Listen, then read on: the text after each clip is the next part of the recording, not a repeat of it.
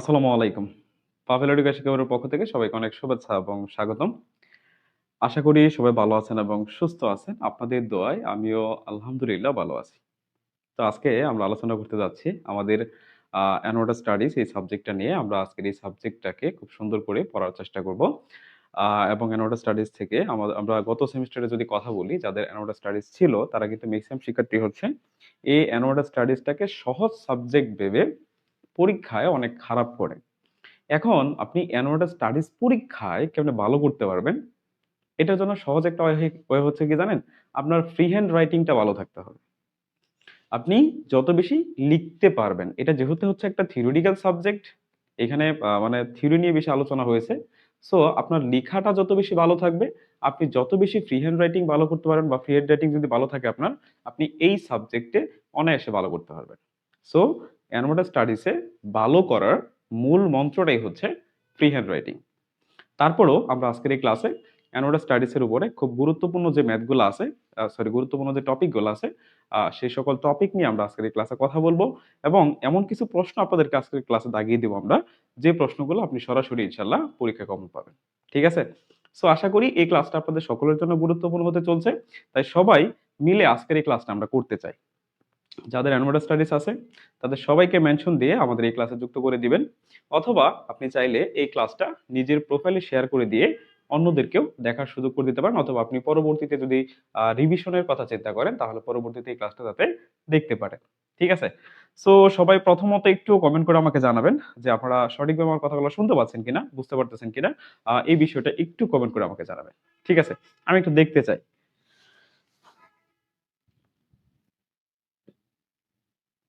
আচ্ছা, আমরা একটু দেখি যে এই মুহূর্তে ঠিক আমাদের সাথে কে কে যুক্ত আছেন।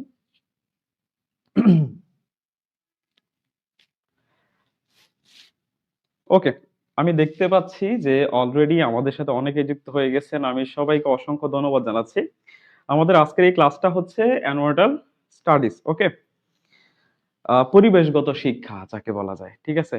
এটা একটা থিওরিটিক্যাল সাবজেক্ট। আমরা সবাই এটাকে সহজ মনে করি, বাট আসলে পরীক্ষাটা সহজ হয় না। এটাই হচ্ছে তফাৎ। আমরা সাবজেক্টটাকে খুবই সহজ মনে করি, কিন্তু আমাদের পরীক্ষাটা স্যার সহজ হয় না। ঠিক আছে? এই হচ্ছে বিষয়টা আরকি। আর কিছু না। আমরা সবাই এটাকে সহজ চিন্তা করি, বাট আসলে আমাদের পরীক্ষাটা সহজ হয় না। সাজিদ, ওকে স্যার, আমরা এখনই শুরু করতে যাচ্ছি। চিন্তার কিছু নাই। আমরা এখনই শুরু করব। একটু আপনাদের মতামতগুলো জানতে চাই। আর আপনারা যে রিসেন্ট পরীক্ষাগুলো দিচ্ছেন, কেমন পরীক্ষা দিচ্ছেন সবাই একটু বলবেন। আমরা একটু রিল্যাক্স হই সবাই। আর সবাই যুক্ত হোক। আমরা সবার জন্য একটু ওয়েট করি। আচ্ছা, আপনাদেরকে একটা অ্যানাউন্সমেন্ট দেওয়া হয়েছিল যে আমাদের ৬ টার সময় জাভার উপর একটা লাইভ ক্লাস হওয়ার কথা ছিল। কিন্তু অনিবার্য কারণবশত আমাদের এই লাইভ ক্লাসটার টাইমটা একটু চেঞ্জ হয়েছে। তো আজকের এই ক্লাসটা আমরা যেটা লাইভ নেওয়ার কথা ছিল জাভা প্রোগ্রামিং এর উপরে, আ সো এই ক্লাসটা আসলে জুমে নেওয়া হবে এবং ১০টা ৩০ এ যারা আমাদের ভর্তিকৃত শিক্ষার্থী আছেন তারা সকলে জানেন, অলরেডি কিন্তু অ্যানাউন্সমেন্ট করে দেওয়া হয়েছে যে ১০টা ৩০ মিনিটে আপনাদের জাভার উপরে কিন্তু একটা স্পেশাল জুম লাইভ ক্লাস হতে যাচ্ছে। ঠিক আছে? সবাই সেই লাইভ ক্লাসটা যুক্ত থাকবেন যাদের জাভা আছে। সো আমরা তাহলে ক্লাসটা শুরু করতে যাই, তাই না? রায়হান শাহ সাগর আমার পুরাতন শিক্ষার্থী। হ্যাঁ, সামিউল, আশা করি আপনার কথার আনসারটা পেয়েছেন। রায়হান শাহ সাগর, আছি আলহামদুলিল্লাহ ভালো আপনাদের দোয়ায়। আমিও আশা করি যে আপনারা অনেক বেশি মাত্রায় ভালো আছেন এবং আজকের ক্লাসটা যদি সম্পূর্ণরূপে করেন আপনার অ্যানুয়াল স্টাডিজ এর উপরে বিন্দুমাত্র প্রবলেম থাকবে না। আপনি কেমনে লিখবেন, লিখার ওয়েটা কি, আমি এই সমস্ত বিষয় নিয়ে আজকের ক্লাসে কথা বলবো। যেহেতু এটা হচ্ছে একটা থিওরিটিক্যাল সাবজেক্ট, আমি বারবার বলতেছি। সো এই সাবজেক্টটাতে ভালো করার মূল মন্ত্রই হচ্ছে আপনাকে আপনার ফ্রি হ্যান্ড রাইটিং দক্ষতা ভালো থাকতে হবে। আপনি যত বেশি লিখতে পারেন, প্রাসঙ্গিক লিখা। আপনি যত বেশি প্রাসঙ্গিক লিখা লিখবেন তত ভালো। অনেকে আমরা মনে করি যে এই সাবজেক্টটা হয়তোবা মুখস্থ বিদ্যা। কিন্তু না স্যার। আপনি একটা টপিক বুঝেন, টপিকটা বুঝে দেন হচ্ছে আপনি আপনার নিজের মতো করে লিখেন। এখানে মুখস্থ বিদ্যার কিছু নাই। আমরা আসলে যত বেশি কি করতে পারবো স্যার, ফ্রি হ্যান্ড রাইটিংটা আমাদের ভালো থাকবে। আমরা এই সাবজেক্টটাতে তত বেশি ভালো করব। আপনারা সকলে দেখেছেন আমরা এই সেমিস্টার জুড়েই কিন্তু অ্যানুয়াল স্টাডিজ এর উপর অনেকগুলো লাইভ ক্লাস নিয়েছি। সেখানে আমি অধ্যায়ভিত্তিক আলোচনা করেছি। আপনাদের যদি কোনো একটা অধ্যায়ের স্পেসিফিক ডিটেইলস সম্পর্কে জানার ইচ্ছা থাকে, আপনারা সেই ক্লাসগুলোও দেখতে পারেন। তার পরবর্তীতেও আমি হচ্ছে আজকের এই ক্লাসে এ টু জেড আপনাদেরকে বুঝিয়ে দেওয়ার চেষ্টা করব। ঠিক আছে? তাহলে স্যার আমরা চলেন শুরু করি। এটা হচ্ছে অ্যানুয়াল স্টাডিজ, বারবার জিজ্ঞেস করতেছেন। আপনাদের উপরে তো লিখাই আছে স্যার। এনভায়রনমেন্টাল স্টাডিজ, ঠিক আছে?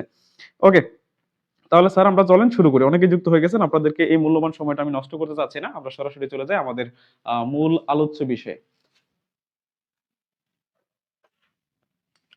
তাহলে আজকে আমরা আলোচনা করতে যাচ্ছি বা পড়তে যাচ্ছি, শিখতে যাচ্ছি এই সাবজেক্টটাকে। আমি নিজেও যেহেতু হচ্ছে এনভায়রনমেন্টাল সায়েন্সের ছাত্র ছিলাম, ঠিক আছে? আমার গ্রাজুয়েশনই আমি কমপ্লিট করেছি এটার উপরে। সো এটার উপরে আমার একটা এক্সট্রা নলেজ আছে, ঠিক আছে? সো আমি সেই নলেজটাই, আমার সাবজেক্টের নাম আমি কেন লিখতেছি, এই সাবজেক্টটার উপরে আমি আমার সেই নলেজটাই আপনাদের সাথে আমি শেয়ার করবো আজকের ক্লাসে, ঠিক আছে? আশা করি আপনারা এই ক্লাসটা খুব বেশি মাত্রায় এনজয় করবেন। আর আপনাদের উদ্দেশ্যে, সকলের উদ্দেশ্যে একটা কথা, সেটা হচ্ছে আপনারা যারা চাচ্ছেন যে সামনের সেমিস্টারটা থেকে ভালো করে পড়াশোনা করবেন, কারণ আমরা যখন পরীক্ষা হয় আমাদের, তখনই আমরা চিন্তা করি, মানে আপনি পুরো সেমিস্টার ধরে এই চিন্তা আপনার মাথায় আসবে না যে আপনি একটু ভালো করে পড়াশোনা করি, এই চিন্তা মাথায় আসবে না। যেদিন থেকে পরীক্ষা স্টার্ট হবে, আপনি চিন্তা করবেন, যখন বই খুলে দেখবেন যে কিছুই পড়া হয় নাই, তখনই কিন্তু আপনি সামনের সেমিস্টারের কথা চিন্তা করবেন, ঠিক না? তো যারা চাচ্ছেন যে না, প্রকৃতপক্ষে যারা চাচ্ছেন যে না, আমি সামনের সেমিস্টার থেকে খুব ভালো করে একটা পড়াশোনা করার প্রয়োজন বা ভালো করে পড়াশোনা করব, তাদের জন্য আমাদের পাপুলার এডুকেয়ারে রয়েছে ডাইনামিক প্রোগ্রাম এবং কেয়ার প্রোগ্রাম। আপনারা চাইলে আমাদের এই ডাইনামিক এবং কেয়ার প্রোগ্রামে যুক্ত হতে পারবেন। সেই ক্ষেত্রে আমাদের পেজেও আপনারা এসএমএস করতে পারেন, অথবা হোয়াটসঅ্যাপ নাম্বারে আপনি সরাসরি আমাদের সাথে যোগাযোগ করতে পারবেন, ঠিক আছে? আশা করি আপনারা যদি ডাইনামিক প্রোগ্রামে যুক্ত হন কিংবা কেয়ার প্রোগ্রামে যুক্ত হন, তাহলে অনেক বেশি মাত্রায় উপকৃত হবেন। প্রত্যেকটা বিষয় একদম বেসিক সহ শিখতে পারবেন। এবং এই যে পরীক্ষার আগে আমাদের সাজেশন নিয়ে যে চিন্তা ভাবনাটা করতে হয়, মানে ওয়ান নাইট প্রিপারেশনের উপর আমরা নির্ভরশীল থাকি, পরীক্ষার রেজাল্ট খারাপ হয়, এই সকল বিষয় নিয়ে আপনি চিন্তা না করে বরং ভালো একটা রেজাল্ট করবেন, ঠিক আছে? আর আমরা যেহেতু বেসিক সহকারে পড়াই, জুমের মাধ্যমে ক্লাস নিয়ে থাকি, সেই ক্ষেত্রে আপনার কিন্তু স্যারদের সাথে একটা কমিউনিকেট করার এবং প্রশ্নগুলা জিজ্ঞাসা করার একটা অপরচুনিটি থাকে, ঠিক আছে? তো আশা করি আপনারা সবাই, যাদের এই চিন্তা ভাবনাটা আছে যে নেক্সট সেমিস্টার থেকে ভালো করে করবেন, তারা যদি এখনই যুক্ত হন, সেই ক্ষেত্রে আপনাদের জন্য একটা কিন্তু স্পেশাল অফার রয়েছে। আপনারা যদি এখন ভর্তি হন, তাহলে কিন্তু একটা গিফট প্যাকেজ সাথে সাথে পেয়ে যাবেন ইনশাআল্লাহ, ঠিক আছে? আচ্ছা, আমি আমার হাতে একটা পুরাতন বই আপনারা দেখতে পাচ্ছেন। আমি এই বইটা থেকে আপনাদেরকে সাজেশন দেওয়ার চেষ্টা করব। আমি অলরেডি বইটা দাগিয়ে রাখছি আপনাদের সাথে ক্লাস নিব বলে। ওকে, তাহলে আমাদের যে প্রথম অধ্যায়টা, পরিবেশগত শিক্ষার ভূমিকা। দেখেন, আপনাদের এই বইয়ের মধ্যে সিলেবাস বহির্ভূত অনেক আলোচনা করা আছে। আসলে আপনাদের সিলেবাসটাও তো একটা হিউজ না। আপনি যদি কারিগরি শিক্ষা বোর্ড থেকে যে সিলেবাসটা আপনাদেরকে দেওয়া হয়েছে, সেই সিলেবাসটা যদি দেখেন, তাহলে কিন্তু আসলে অত ডিটেলস কিন্তু নাই। জাস্ট টপিক গুলো বলা ছিল যে আরো শর্ট করলে কিন্তু এটা ভালো হইতো। বাট আপনাদের এই বইটার মধ্যে সিলেবাস বহির্ভূত অনেক আলোচনা আছে। সো সিলেবাস বহির্ভূত অত আলোচনা আমরা পড়বো না, পড়ার প্রয়োজনও নাই। ওই সকল প্রশ্ন দেখলে আমাদের মাথা নষ্ট হয়ে যাবে। আর দেখেন, আপনাকে আমার এই এনভায়রনমেন্টাল স্টাডিজ এর উপরে জাহাজ বানানোর কোনো প্রয়োজন নাই। আপনি যাতে পরীক্ষায় ভালো করতে পারেন, এটা হচ্ছে আমার চিন্তা, ঠিক আছে? সো সবাই প্রথম অধ্যায় একটু যান। প্রথম অধ্যায় থেকে আমরা মাত্র হচ্ছে স্যার 3টা কোশ্চেন পড়বো। কয়টা কোশ্চেন পড়বো স্যার? মাত্র 3টা। একটা রচনামূলকের জন্য পড়বো, একটা রচনামূলক আমরা আলোচনা করব বা পড়বো, আর হচ্ছে 2টা সংক্ষিপ্ত প্রশ্ন পড়বো। সেই জন্য আমরা যদি একটু বলি, যেমন ধরেন স্যার, আমাদের প্রথম অধ্যায় থেকে আমাদের যে প্রথম অধ্যায়টা আছে, পরিবেশগত শিক্ষার ভূমিকা, পরিবেশগত শিক্ষার ভূমিকা, এই প্রথম অধ্যায় থেকে আপনি একটা রচনামূলক প্রশ্ন পড়তে পারেন যে জলবায়ু, যেহেতু বর্তমান সময়ে জলবায়ু পরিবর্তন নিয়ে অনেক কথাবার্তা হচ্ছে, তার মানে এই কোশ্চেনটা আপনি রচনামূলকে পেতে পারেন, ঠিক আছে? এই এনভায়রনমেন্টাল স্টাডিজ এর ক্ষেত্রে দেখবেন যে সমসাময়িক যে বিষয়গুলো আছে, সেইগুলো আপনার রচনামূলক প্রশ্নে আসবে, ঠিক আছে? পরিবেশগত যে ইস্যুগুলো আছে, তার মানে জলবায়ু পরিবর্তনের প্রভাব, জলবায়ু পরিবর্তনের প্রভাব। এখন জলবায়ু পরিবর্তনের প্রভাব আলোচনা করো, এই প্রশ্নটার সাথে আমাদেরকে বাংলাদেশ কথাটা অ্যাড করে দিতে পারে যে জলবায়ু পরিবর্তনের সাথে বাংলাদেশের উপর যে সকল নেগেটিভ ইফেক্ট গুলা পড়তেছে, সেই সকল নেগেটিভ ইফেক্ট সম্পর্কে আলোচনা করো, ঠিক আছে?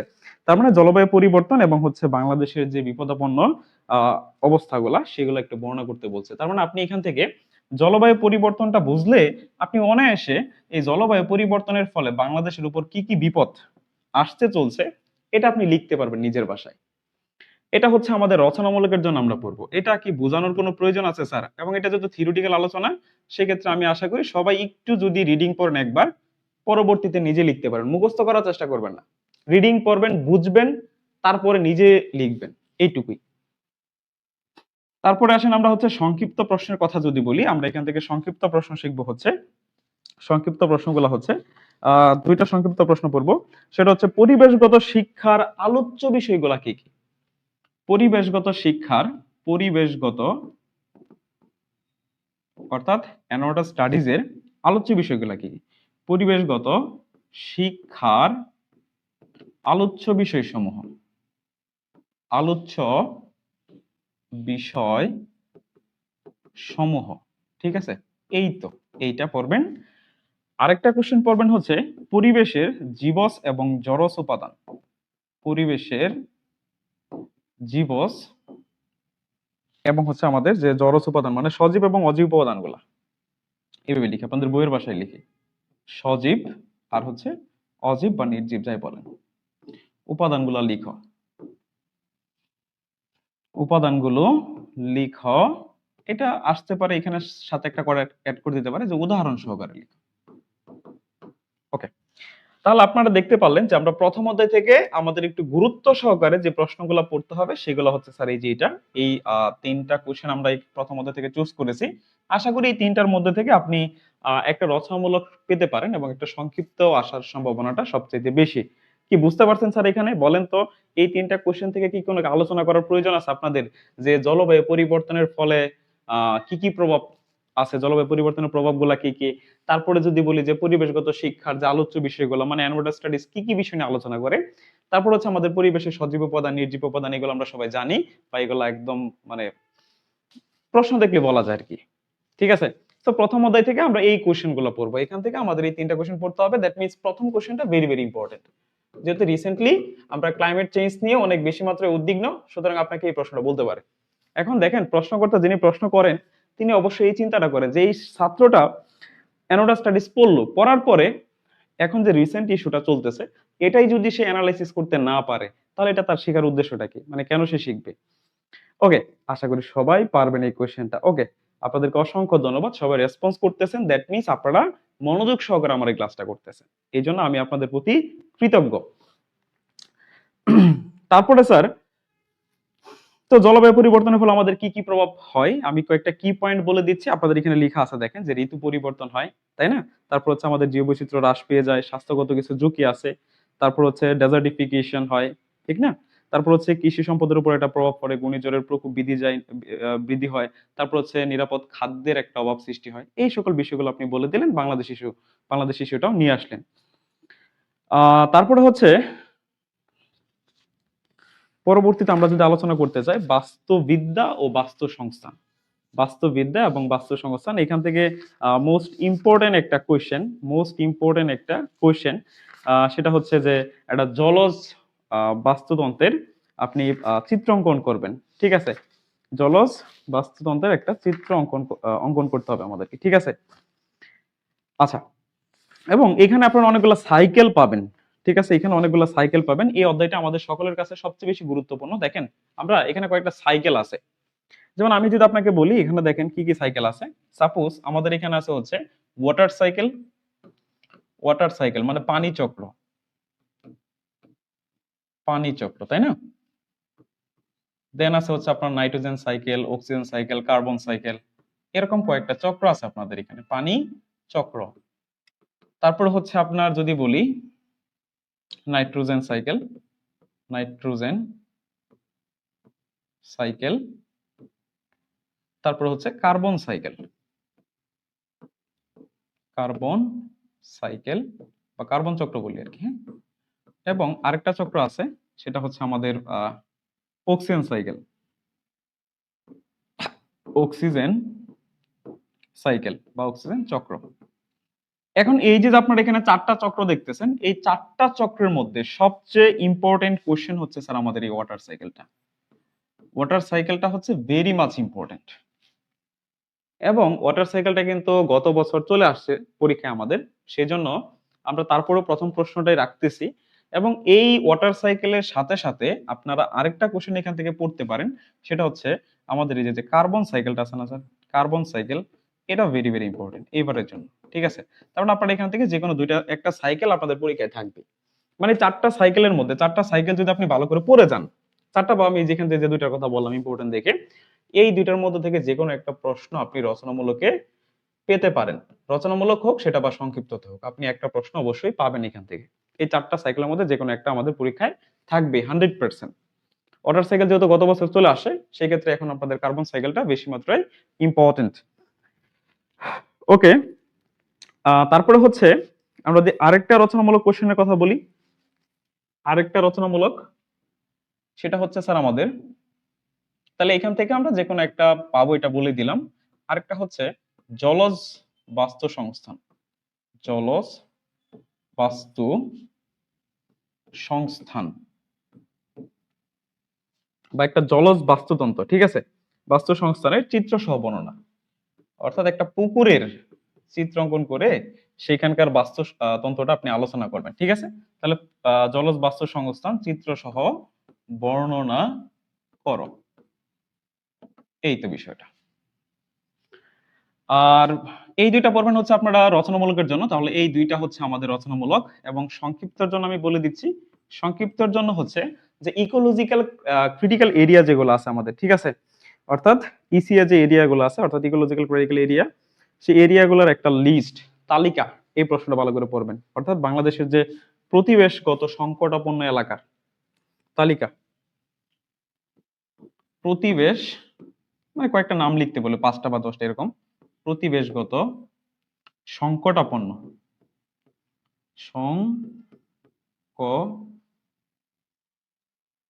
সংকটাপন্ন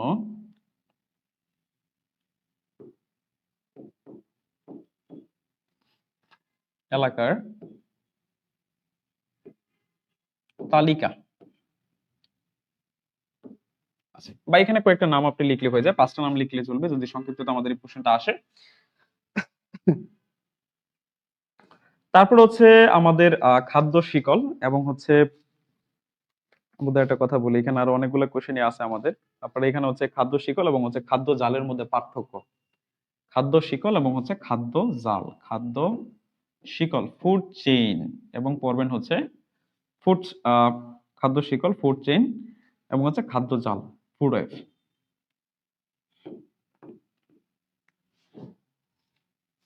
এর মধ্যে পার্থক্য, এর মধ্যে পার্থক্য। আচ্ছা, এরপর আমরা আরো সংক্ষিপ্ত প্রশ্ন যদি দেখি, এখান থেকে আমাদের আসলে অনেকগুলো প্রশ্ন আছে যেগুলো আসার মতো। আরেকটা প্রশ্ন আপনারা এখান থেকে পড়তে পারেন, সেটা হচ্ছে বায়োম্যাগনিফিকেশন কি, বায়োম্যাগনিফিকেশন। ঠিক আছে, বায়োম্যাগনিফিকেশন এই প্রশ্নটা মনে হয় আপনাদের এখানে আছে, বায়োম্যাগনিফিকেশন। হ্যাঁ, বায়োম্যাগনিফিকেশন কি বর্ণনা করো, যেটাকে আমরা বাংলায় বলি জীববর্ধন। তো এটার ইংরেজিতে বলেন তাহলে সেটা হচ্ছে বায়ো ম্যাগনিফিকেশন। ম্যাগনিফিকেশন বলতে কি বোঝো?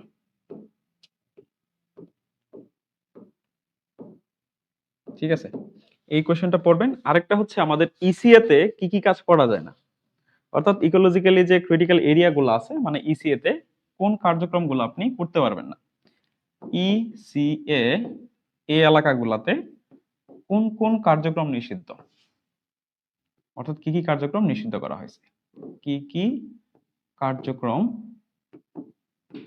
কার্যক্রম নিষিদ্ধ। এই যে এই 4টা কোশ্চেন পড়বো স্যার আমরা, এই 4টা কোশ্চেন পড়বো হচ্ছে স্যার আমরা সংক্ষিপ্তর জন্য। আর উপরে বলে দিলাম যে উপরে আমরা যে সাইকেলটা পড়বো, অর্থাৎ আমাদের যে 4টা সাইকেল, আমি বারবার বলতেছি 4টা সাইকেলের মধ্যে যে কোনো একটা সাইকেল আমরা রচনামূলকে 100% পাবো। 4টা সাইকেলের মধ্যে যে কোনো একটা সাইকেল আমাদের পরীক্ষায় থাকবে। ওয়াটার সাইকেল বলেন, কার্বন সাইকেল বলেন, নাইট্রোজেন সাইকেল বলেন, অক্সিজেন সাইকেল বলেন, আসবেই পরীক্ষায়।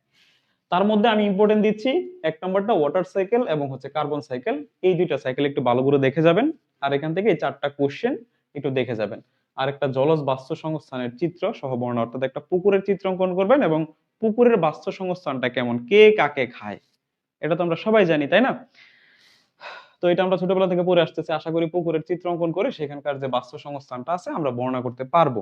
তারপরে এখানে হচ্ছে যে পরিবেশগত সংকটাপন্ন এলাকা, মানে কৃত্রিম ভাবে কোনো একটা এরিয়ার মধ্যে যখন আপনি সংকট তৈরি করবেন বা ওই পরিবেশটাকে যখন নষ্ট করবেন, তখন ওই এলাকাটাকে আসলে সেভ করার জন্য ওটাকে সরকার কর্তৃক ঘোষণা করা হয় আর কি, ইসিএ বা ইকোলজিক্যালি ক্রিটিক্যাল এরিয়া, ঠিক আছে?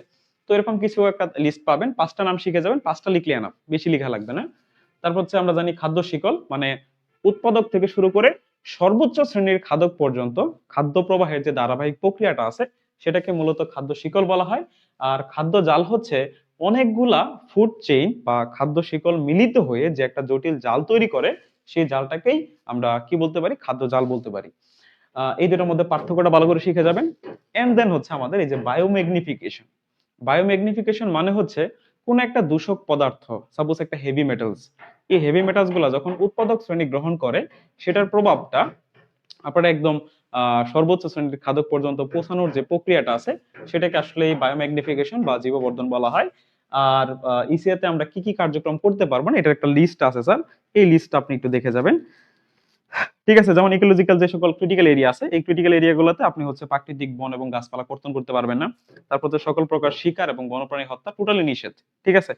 তারপর হচ্ছে প্রাণী উদ্ভিদের আবাসস্থল ধ্বংসকারী যে কোনো কার্যকলাপ এগুলো হচ্ছে নিষিদ্ধ। তারপর হচ্ছে মাটি, পানি, বায়ু, শব্দ দূষণকারী শিল্প প্রতিষ্ঠান স্থাপন করতে পারবেন না তার আশেপাশের এলাকায়, ঠিক আছে? এই বিষয়গুলো আর কি।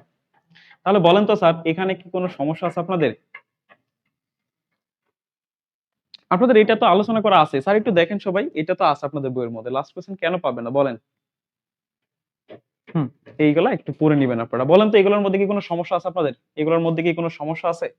আমি আশা করি আপনাদের এই প্রশ্নগুলোর মধ্যে কোনো প্রকার সমস্যা নাই। আমি তাহলে পরের বার যাইতে পারি।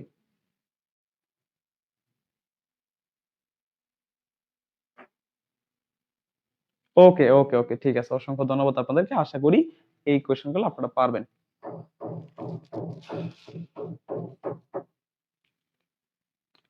ফার্স্ট কোশ্চেনটা একটু আলোচনা করতে হবে ওয়াটার সাইকেল নিয়ে।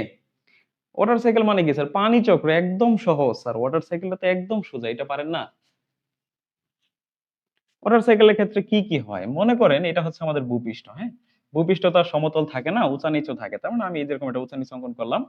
এটা মনে করেন একটা সমতল ভূমি এখানে আছে, তারপরে এটা হচ্ছে একটা ডাল, ডালের পরে মনে করেন যে এখানে একটা আমাদের নদী এলাকা আছে, তারপরে এখানে আবার পাহাড় এলাকা, ঠিক আছে? এরকম মনে করেন এটা হচ্ছে আমাদের নদী,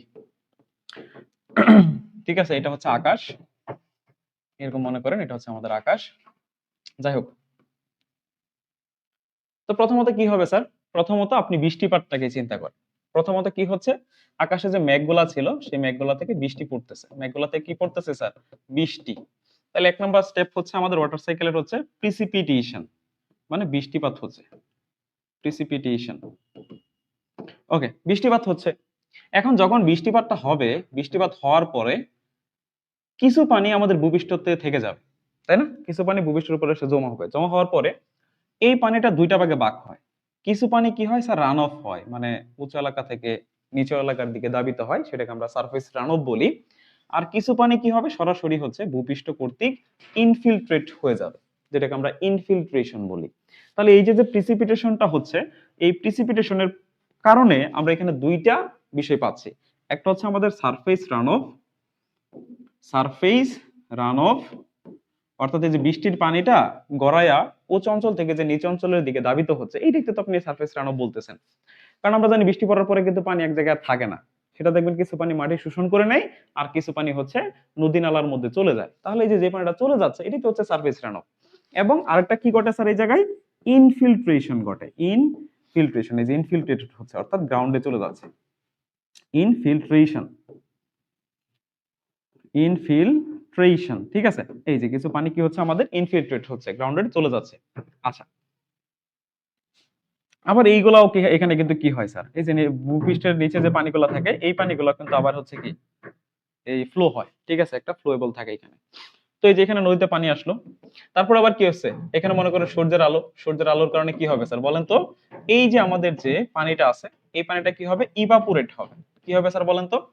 ইভাপোরেট হবে, মানে ইভাপোরেশন, পানিটা বাষ্প আকারে উড়ে যাবে। তাহলে আমরা এখানে কি দেখতে পেলাম, যে নদীতে গেল, নদীতে আবার সূর্যের আলোটা পড়তেছে, সূর্যের আলোর কারণে এখানে কি হচ্ছে, ইভাপোরেশন হচ্ছে, বাষ্পীভবন প্রক্রিয়া করতেছে, তাই না, ইভাপোরেশন। আচ্ছা, তাহলে ইভাপোরেশন হচ্ছে। এখন ইভাপোরেশন মধ্যে কি হচ্ছে, এই যে পানিটা ছিল, এই পানিটা বাষ্পাকারে, এই পানিটা বাষ্পাকারে আবার উড়ে যাচ্ছে, কোথায়, বায়ুমণ্ডলে চলে যাচ্ছে। আবার এখানে তো কি আছে স্যার, গাছপালাও আছে, তাই না, এখানে কি আছে স্যার, গাছপালাও আছে। তো এখানে অসংখ্য গাছপালা আছে। এই গাছপালা কি করবে, এই যে মাটিতে গ্রাউন্ডের যে পানিটা ছিল, কৈশিক পানি, এগুলো তো তারা শোষণ করতেছে। তো শোষণ করে তাদের শারীরবৃত্তীয় কার্যকলাপ পরিচালনা করার পরে তারাও কিন্তু পানিকে বাষ্পাকারে ছেড়ে দিচ্ছে। পানিটাকে কি করে ছেড়ে দিচ্ছে স্যার, বাষ্পাকারে বায়ুমণ্ডলে ছেড়ে দেয়। তাহলে যে গাছপালা যে প্রশোধনটা করে, সেটাকে আমরা কি বলি বলেন তো স্যার, ইভাপো ট্রান্সপাইরেশন। ইভাপো ট্রান্সপাইরেশন। আচ্ছা, তাহলে এই যে এখানে ইভাপো ট্রান্সপাইরেশনটা হইলো, হওয়ার পরে তাহলে বায়ুমণ্ডলে কি আছে স্যার, আমাদের এই যে পানিটা গ্যাসীয় অবস্থায় আছে, বাষ্প অবস্থায় আছে। তারপরে এই বাষ্পটা কি করবে, তাপমাত্রা উপরের দিকে যত উঠবে তাপমাত্রাটা ডিক্রিজ করবে। তাপমাত্রা ডিক্রিজ করতে করতে, তাপমাত্রা ডিক্রিজ করতে করতে একসময় কি হবে স্যার বলেন তো, এটা কিন্তু এখানে কন্ডেনসেশন প্রক্রিয়া সংঘটিত হবে। সে তাপটা ছেড়ে দিয়ে ধীরে ধীরে বায়বীয় অবস্থা হতে সে কিন্তু কঠিন অবস্থার দিকে ধাবিত হবে। ঠিক আছে, তাহলে এই যে কি হইলো, সে মেঘে পরিণত হচ্ছে, তাই না, এই বাষ্পটা থেকে পরে কিসে কনভার্ট হবে স্যার, মেঘে কনভার্ট হবে। তাহলে মেঘে যখন কনভার্ট হবে, সেটাকে আমরা কি বলবো বলেন তো স্যার, কন্ডেনসেশন, ঘনীভবন প্রক্রিয়া যেটাকে আমরা বলি, কন্ডেনসেশন, ঘনীভবন প্রক্রিয়া, কন্ডেনসেশন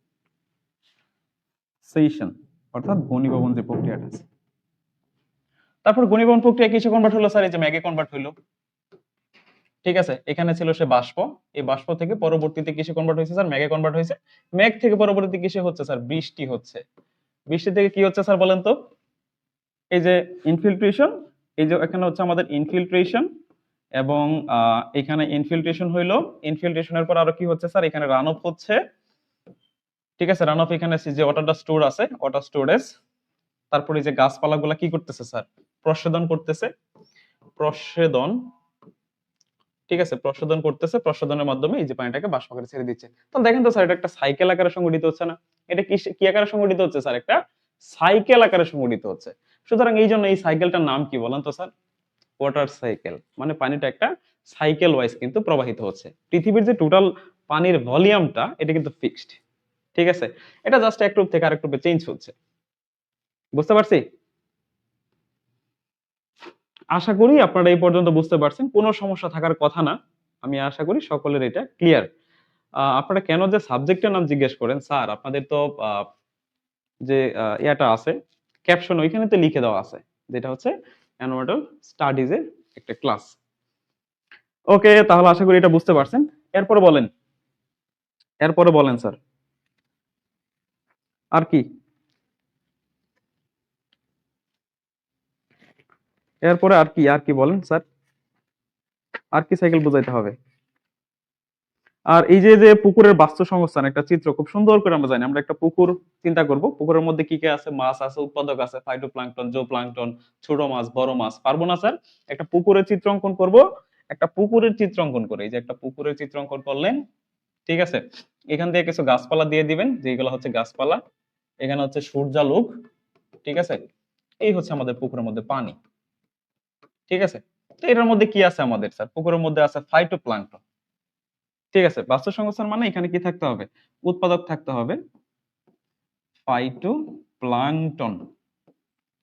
তারপর আছে স্যার জোপ্লাঙ্কটন, জোপ্লাঙ্কটন, এন্ড দেন হচ্ছে ছোট মাছ, ছোট মাছ, বড় মাছ।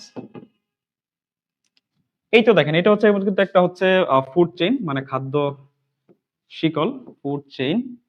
তাহলে ফুড চেইনের মাধ্যমে কি হচ্ছে, এই যে দেখেন ফাইটোপ্লাঙ্কটন হচ্ছে একটা উৎপাদক, উৎপাদক থেকে, অর্থাৎ এই উৎপাদকটা কি করে, এখানে যে সকল ফাইটোপ্লাঙ্কটন গুলো আছে, এই ফাইটোপ্লাঙ্কটন হচ্ছে সবুজ ছোট ছোট উদ্ভিদ। সো এই যে ফাইটোপ্লাঙ্কটন গুলো আমাদের আছে, এই ফাইটোপ্লাঙ্কটন গুলা এই যে সূর্যের আলো যেগুলো আছে, সূর্যের আলোকে কাজে লাগে সে খাদ্য তৈরি করতেছে। তারপরে এই ফাইটোপ্লাঙ্কটনকে কে খায় বলেন তো স্যার, জোপ্লাঙ্কটন খায়। তারপরে জোপ্লাঙ্কটনকে আবার কে খাবে স্যার, ছোট মাছ খাবে, ছোট মাছ আবার কে খাবে স্যার, বড় মাছ খাবে। তারপর এখানে কি হবে, এই যে বড় যে মাছগুলো আছে, অ্যাটলিস্ট লাস্টে কি হবে, বড় মাছ মনে করেন এখানে মরে গেল, এখানে একটা বড় মাছ কি হলো স্যার, মরে গেল, তখন এই যে বড় মাছটা স্যার মরে গেছে, এই বড় মাছটা এই বড় মাছটা কি হবে, এখানে যে মাটি আছে, তখন এখানে কি হবে, বিভিন্ন ধরনের ব্যাকটেরিয়া, মাইক্রো অর্গানিজম কি করবে, এই বড় মাছটাকে ডিকম্পোজ করে এটা মাটির সাথে সে কি করে মিশাই ফেলবে। ঠিক আছে, অর্থাৎ এটা পরিবেশ থেকে নিষ্ক্রিয় করে দিবে। তাহলে এই হচ্ছে আমাদের একটা পুকুরের বাস্তব সংস্থান, মোটামুটি এটা আমরা ছোটবেলা থেকেই জানি, তাই না? ছোটবেলা থেকে এই বিষয়টা আমরা জানি। এই হচ্ছে বিষয়টা। তারপরে যদি আরো বলি, আর কি বলা যায়, এটা তো আমরা বুঝতে পারলাম। তারপর হচ্ছে বায়োম্যাগনিফিকেশনটা নিয়ে কথা বললাম। আরো কি আছে, এটা বায়োম্যাগনিফিকেশনটা নিয়ে কথা বললাম। এখন অনেকে বলতেছেন স্যার কার্বন সাইকেলটা না, কার্বন সাইকেলটা একটু আলোচনা করে দেই। দেখেন কার্বন সাইকেলটা আপনি কিভাবে শিখতে পারেন, কার্বন সাইকেল একদম সোজা। এই যে যত ধরনের প্রাণী উদ্ভিদ যা কিছু আছে সবার শরীরে কার্বনের যৌগ আছে। সবার শরীরে কি আছে স্যার বলেন তো, কার্বনের একটা যৌগ আছে। তাহলে খেয়াল করেন, আমরা একটু যদি কার্বন সাইকেলটা নিয়ে কথা বলি, কার্বন সাইকেল, তাহলে এই যে কার্বন সাইকেলটা আপনি দেখতেছেন,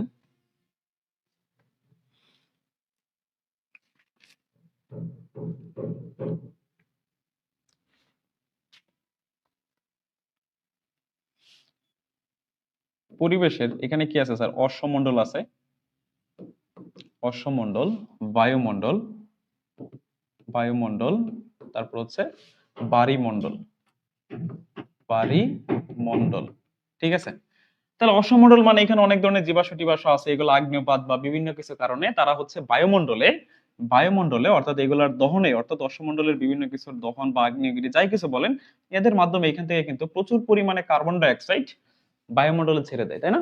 প্রচুর পরিমাণে কার্বন ডাই অক্সাইড হচ্ছে বায়ুমণ্ডলে আপনি ছেড়ে দিচ্ছেন। ঠিক আছে।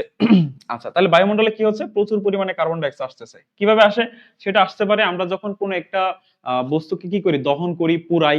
এই পুরানোর ফলে সেখান থেকে কি হচ্ছে, এই যে কার্বন ডাই অক্সাইডটা আছে, এই কার্বন ডাই অক্সাইডটা, এই কার্বন ডাই অক্সাইডটা বায়ুমণ্ডলে থাকে, তাই না?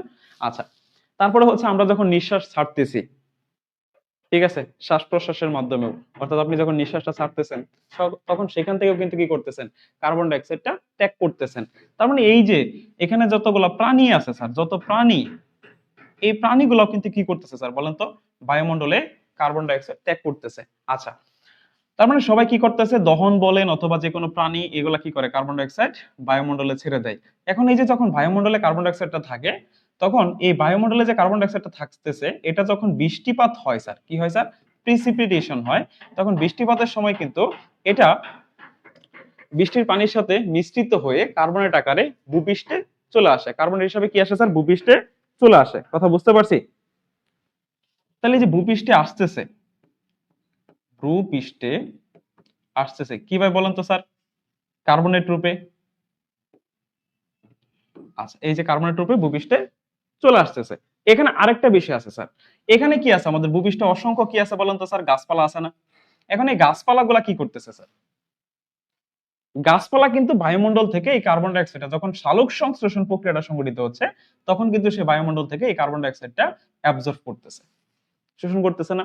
আচ্ছা, তো যখন আপনি শোষণ করতেছেন, শোষণ করার পরে এই যে উদ্ভিদ গুলো আছে, এই উদ্ভিদ গুলাকে কে খাচ্ছে বলেন, খাদ্য হিসাবে কে খায়, প্রাণীকুল মানে মানুষরা খায়, তাই না? তাহলে আপনি দেখেন কার্বনটা কোথা থেকে কই যাচ্ছে, তাহলে এই যে উদ্ভিদকে যখন আপনি খাচ্ছেন, তার মানে কি হচ্ছে, এই কার্বনটা কার্বন চলে যাচ্ছে এই প্রাণীর মধ্যে। পরবর্তীতে যখন কি হয় স্যার, এই প্রাণীগুলা যখন মারা যায়, প্রাণীগুলা যখন কি হবে স্যার, মারা যাবে, মারা যাওয়ার পরে এগুলাকে আপনি কোথায় রাখেন স্যার, ভূপৃষ্ঠের নিচে মানে মাটির নিচে, তাই তো? তো যখন এই প্রাণীগুলাকে মাটির নিচে রাখতেছেন, তখন সেখানে কি সংঘটিত হবে স্যার, ডিকম্পোজ, অর্থাৎ এখানে তার বিয়োজন প্রক্রিয়াটা শুরু হবে, বিয়োজন। তার মানে এখানে বিভিন্ন ধরনের যে মাইক্রো অর্গানিজম গুলো আছে, এই মাইক্রো অর্গানিজম গুলা, এই মাইক্রো অর্গানিজম গুলা হচ্ছে এই যে প্রাণী আছে, অথবা যদি কোনো উদ্ভিদ মারা যায় অথবা প্রাণীগুলো মারা যায়, এই প্রাণীগুলোকে কি করে ফেলে, তারা ডিকম্পোজ করে ফেলে। ডিকম্পোজ করে সেখান থেকে কিন্তু তারা হচ্ছে কি বিভিন্ন ধরনের যে আমরা বলি মাটির উর্বরতা বৃদ্ধি করার জন্য যে সকল জৈব পদার্থ, সেগুলো কিন্তু সৃষ্টি করে। পরবর্তীতে সেই জৈব পদার্থটা আবার কিন্তু কি করে, উদ্ভিদে শোষণ করতেছে। তাহলে এই যে কার্বনের যে প্রবাহটা প্রথমত কোথায় আসতেছে স্যার, ধরেন আপনি বায়ুমণ্ডল থেকে চিন্তা করেন, তাহলে বায়ুমণ্ডল থেকে যাচ্ছে কোথায়, উদ্ভিদে, অথবা মনে করেন বৃষ্টিপাতের মাধ্যমে সেটা ভূপৃষ্ঠে আসতেছে।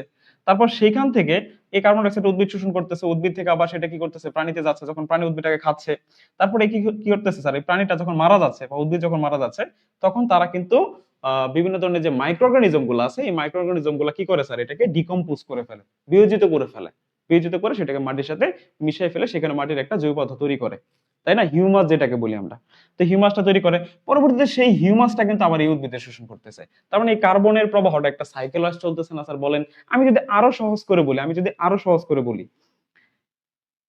আমি যদি আরো সহজ করে বলি, আমি যদি আরো সহজ করে বলি, মনে করেন স্যার, দেখেন এটা তো আপনাদের বইয়ের ভাষা, এখন আমি একটু নিজের ভাষায় বুঝাই বলি। এটা ধরুন আমাদের ভূপৃষ্ঠ, হ্যাঁ, এটা হচ্ছে কি স্যার আমাদের ভূপৃষ্ঠ, ভূপৃষ্ঠ, এই হচ্ছে আমাদের ভূপৃষ্ঠ। এখানে কি আছে, একই সাথে আমাদের উদ্ভিদ আছে, উদ্ভিদ, অসংখ্য উদ্ভিদ আছে। আচ্ছা, এই হচ্ছে আমাদের বায়ুমণ্ডল। তার মানে এই যে বায়ুমণ্ডলে কি আছে, কার্বন ডাইঅক্সাইডটা আছে। ওকে, তো এই বায়ুমণ্ডল থেকে কার্বন ডাইঅক্সাইডটা কি করে, এই উদ্ভিদটা যখন সালোক সংশ্লেষণ প্রক্রিয়া, অর্থাৎ আমরা সকলে জানি উদ্ভিদ সালোক সংশ্লেষণ প্রক্রিয়ায় খাদ্য উৎপাদন করে, তাই না, এটা আমরা সকলেই জানি। গ্লুকোজ জাতীয় খাদ্য তৈরি করে সূর্যালোক এবং কার্বন ডাইঅক্সাইডের সাহায্যে, এবং হচ্ছে মাটি থেকে ক্লোরোফিল, সরি মাটি থেকে পানি, এগুলোর সাহায্যে সে কি করে স্যার, খাদ্য তৈরি করে, এটা আমরা সবাই জানি। তাহলে এই যে যখন সে সালোক সংশ্লেষণ প্রক্রিয়ায় খাদ্য তৈরি করতেছে, তখন উদ্ভিদটা কিন্তু বায়ুমণ্ডল থেকে কার্বন ডাইঅক্সাইডটা অ্যাবজর্ব করতেছে, শোষণ করতেছে, তাহলে সে খাদ্য তৈরি করলো। তার মানে এই কার্বনটা এই যে গাছের মধ্যে কিন্তু জমা রইলো, রইলো না স্যার? আচ্ছা, এর পরবর্তীতে এই গাছটাকে কে খাবে বলেন তো, মানে সবুজ উদ্ভিদ। আমরা তো জানি যে আমরা নিজের খাদ্য নিজে তৈরি করতে পারি না, বাট সবুজ উদ্ভিদ নিজের খাদ্যটা নিজে তৈরি করতে পারে। তাহলে এই যে সবুজ উদ্ভিদকে যখন যে কোনো প্রাণী, সেটা মানুষ হোক বা যে কোনো প্রাণী হোক, সেই প্রাণীটা যখন কি করবে, এই যে গাছটাকে খাবে বা সবুজ উদ্ভিদগুলোকে খাবে, তখন কিন্তু এই কার্বনটা কার মধ্যে পাস হলো বলেন তো, প্রাণীর মধ্যে পাস হইলো।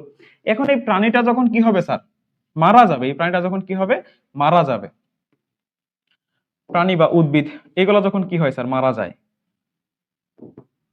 এই প্রাণীগুলো যখন, প্রাণী বা উদ্ভিদ যেগুলো যখন কি হবে, মারা যাবে, তখন তারা কিন্তু, তখন কি হবে স্যার, এই উদ্ভিদ এবং প্রাণী এগুলা কি হবে স্যার, বিয়োজিত হবে, ডিকম্পোজ হবে, ডিকম্পোজ, ঠিক আছে, বা বিয়োজিত হবে, সহজ ভাষা বাংলায় যদি বলি বিয়োজিত হবে। তাহলে এরা বিয়োজিত হবে কার সাহায্যে, মাইক্রো অর্গানিজম যেগুলো আছে, মাইক্রো অর্গানিজম গুলা এই বিয়োজনে সাহায্য করবে, ঠিক আছে। তো বিয়োজিত হওয়ার পরে এরা মাটির নিচে পচবে, গলবে, গলে তারা কি তৈরি করবে, মাটির নিচে হিউমাস তৈরি করবে। কি তৈরি করবে স্যার বলেন তো, হিউমাস তৈরি করবে। তো আমি জানি হিউমাস হচ্ছে একটা সার, তাই না, মানে উদ্ভিদের জন্য খুবই একটা উপকারী, যেটা উদ্ভিদের জন্য পুষ্টি উপাদান সরবরাহ করে। তখন এই হিউমাসটাতে যে মাটিতে থাকলো, এই মাটি থেকে হিউমাসটা পরবর্তীতে আবার কি করে স্যার, উদ্ভিদটা গ্রহণ করে, করে না স্যার বলেন তো, গ্রহণ করতেছে। তাহলে এই যে দেখেন, এই যে কার্বন কিন্তু একজন থেকে আরেকজনের মধ্যে পাস হচ্ছে, তাহলে কার্বনটা কিন্তু সাইকেল ওয়াইজ একজন থেকে আরেকজনে মানে পাস হচ্ছে, তাই তো। আবার এখানে যে কার্বন ডাইঅক্সাইডটা থাকতেছে, এই কার্বন ডাইঅক্সাইডটা যখন বৃষ্টিপাত হয়, তখন বৃষ্টিপাতের সময় এই কার্বন ডাইঅক্সাইডটা কার্বন ডাইঅক্সাইডটা হচ্ছে আপনার এর সাথে, পানির সাথে মিশ্রিত হয়ে কার্বনেট রূপে ভূপৃষ্ঠে কিন্তু ফেরত আসে, ঠিক আছে। তাহলে এই যে এটাকে আপনি খুব সহজে সুন্দর করে যদি বুঝে থাকেন, আপনি নিজের ভাষায় কিন্তু লিখতে পারেন, যেখানে কি কি কাহিনী করতেছে। প্রথম সালোক সংশ্লেষণ, তারপর সেখানে সে খাদ্য তৈরি করতেছে, এটাকে যখন সে খাবে, তখন সেখান থেকে সে তার মধ্যে কার্বনটা ট্রান্সফার হলো, তাই না। তারপর সে যখন মারা যাবে, তখন সেখান থেকে কি হবে স্যার, এটা বিয়োজিত হবে, বিয়োজিত হয়ে হিউমাস তৈরি করবে। এই হিউমাসটা পরবর্তীতে আবার উদ্ভিদ শোষণ করতেছে, তারপর দেখা যায় একটা, তাদের মধ্যে কি একটা সাইকেল প্রবাহিত হচ্ছে। এটাই তো স্যার বিষয়টা, তাই না।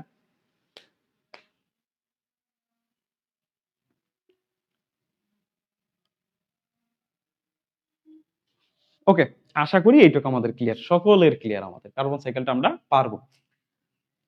ঠিক সেম ভাবে নাইট্রোজেন সাইকেল একই বিষয়। বায়ুমণ্ডলে যে নাইট্রোজেনটা থাকে, সেটা হচ্ছে বিভিন্ন ধরনের ভৌত মাধ্যমে হচ্ছে নাইট্রোজেনটা ভূপৃষ্ঠে আবদ্ধ হয়, অথবা কিছু উদ্ভিদ আছে, যে উদ্ভিদ বা কিছু ব্যাকটেরিয়া আছে, যেগুলো হচ্ছে কি নাইট্রোজেনকে, কিছু মাইক্রো অর্গানিজম আছে, যে মাইক্রো অর্গানিজম গুলা নাইট্রোজেনকে ভূপৃষ্ঠে কি করে, সংবদ্ধ করে, তাই না। যেমন এজিটোব্যাক্টর, আমরা এই ক্ষেত্রে জানি এজিটোব্যাক্টরটা আমাদের এই যে বায়ুমণ্ডলে যে নাইট্রোজেনটা থাকে, সেই নাইট্রোজেন গুলা কি করতেছে স্যার, উদ্ভিদ শোষণ করতেছে, অথবা বিভিন্ন ধরনের মাইক্রো অর্গানিজম গুলো আছে, যেগুলো হচ্ছে আমাদের মাটিতে আবদ্ধ করে, তারপর সেখান থেকে উদ্ভিদ শোষণ করে, শোষণ করে সে তার শারীরবৃত্তীয় কার্যকলাপ সংগঠিত করে, তাই না। এই বিষয়গুলো একটু পড়ে যাবেন, তাহলেই হবে।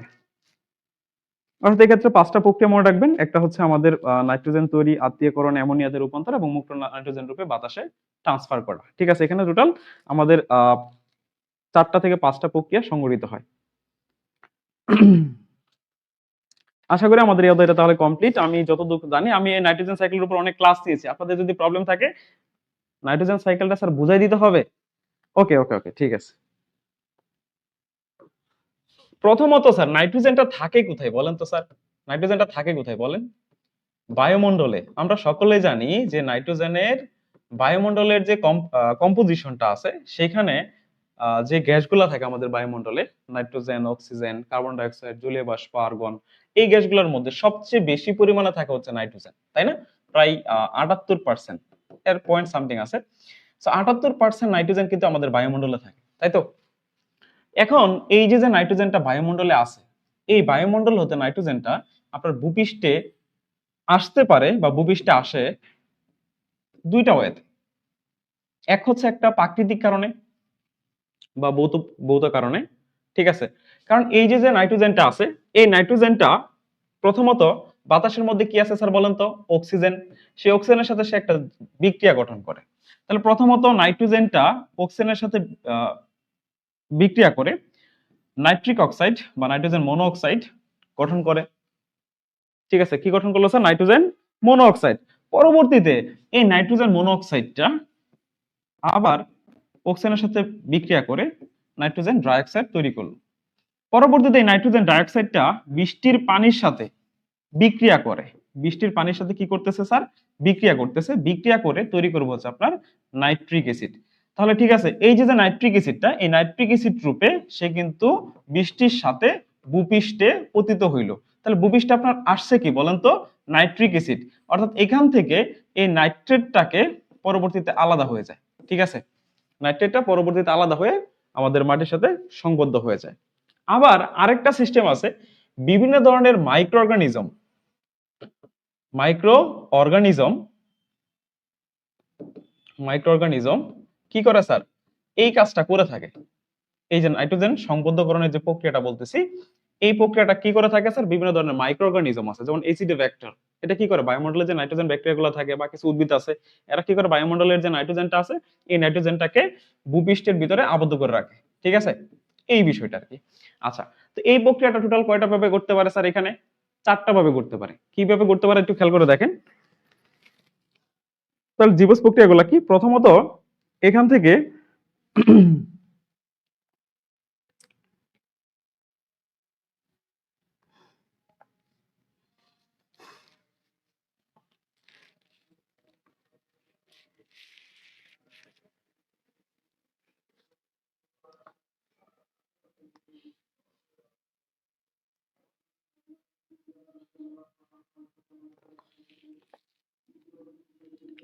আবার এখানে কিছু ব্যাকটেরিয়া আছে আপনার, যে সকল ব্যাকটেরিয়া হচ্ছে নাইট্রোজেনকে নাইট্রেটে পরিণত করে মৃত্তিকাকে আবদ্ধ করে রাখে, ঠিক আছে?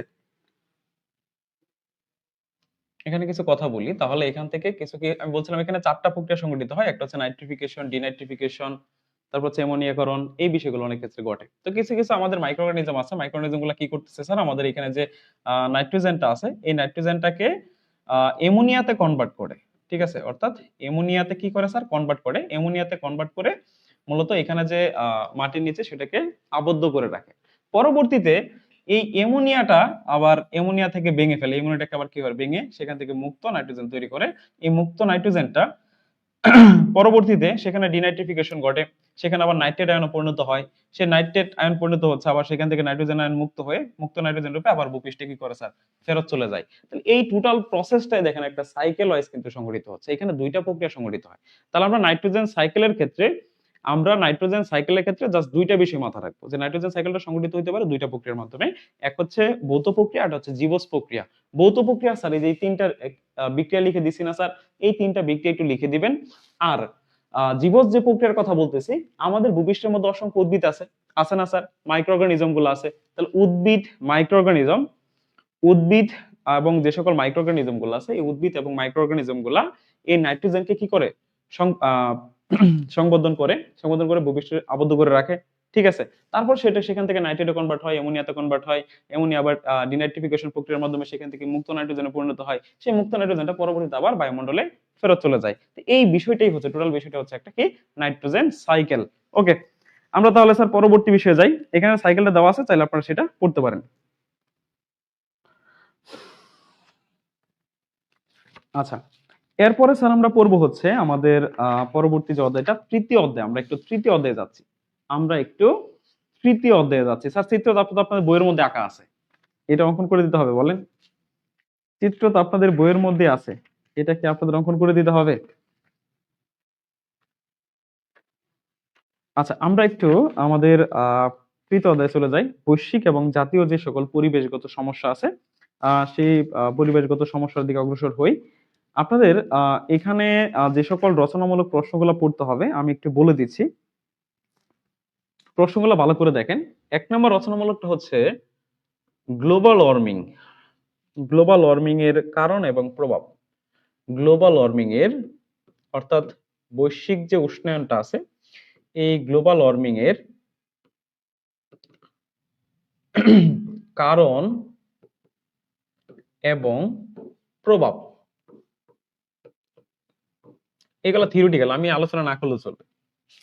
তারপর হচ্ছে green house effect. Green house effect, green house effect এর কারণ এবং গ্রিন হাউস ইফেক্টের প্রতিক্রিয়ায় গ্রিন হাউস ইফেক্টে গ্রিন হাউস গ্যাসের অবদান। গ্রিন হাউস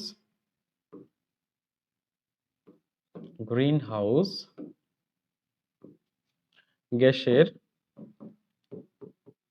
অবদান, এটা লেস ইম্পর্টেন্ট, না পড়লেও চলবে। হ্যাঁ, 3 নম্বর হচ্ছে ওজোন স্তরের গুরুত্ব। ওজোন স্তরের গুরুত্ব আলোচনা করো। এখানে অনেক প্রশ্ন, দেখেন আমি প্রশ্নগুলো বেশি লিখতেছি কেন, অনেক প্রশ্ন আছে যেগুলো আপনাদের সংক্ষিপ্ত তো আসতে পারে, আলোচনা করো। এই 3টা কোশ্চেন আমি দিলাম রচনামূলকের জন্য, তার মধ্যে প্রথমটা সবচেয়ে বেশি ইম্পর্টেন্ট, 1 নম্বর এবং 3 নম্বরটা ভেরি ভেরি ইম্পর্টেন্ট। আর হচ্ছে আপনারা সংক্ষিপ্তের জন্য পড়তে পারেন, সংক্ষিপ্তের জন্য পড়তে পারেন।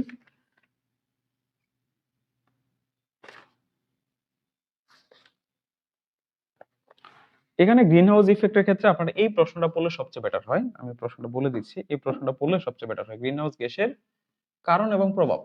গ্রিন হাউস গ্যাসের কারণ এবং প্রভাব।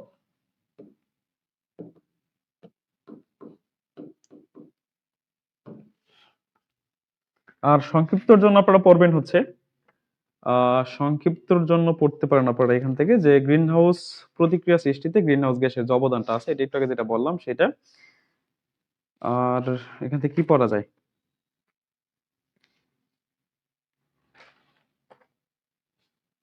দেখেন ওজোন স্তর ক্ষয়কারক। ওজোন স্তর ক্ষয়কারক 5টি গ্যাসের নাম আমরা জানি সবাই, সিএফসি টিএফসি জানি না? আচ্ছা, তারপরে হচ্ছে গ্রিন হাউস নীতি। গ্রিন হাউস নীতি বর্ণনা করো। আর হচ্ছে গ্লোবাল ওয়ার্মিং, বৈশ্বিক উষ্ণায়ন চিত্রের সাহায্যে বর্ণনা করো। গ্লোবাল ওয়ার্মিংটা চিত্রের সাহায্যে বর্ণনা করো। গ্লোবাল ওয়ার্মিং চিত্রের সাহায্যে বর্ণনা, চিত্রের সাহায্যে বর্ণনা। ঠিক আছে, এই কোশ্চেনগুলো আমাদের এই অধ্যায় থেকে পড়তে হবে। এই কোশ্চেনগুলো জাস্ট আপনি এই অধ্যায় থেকে পড়বেন। ঠিক আছে,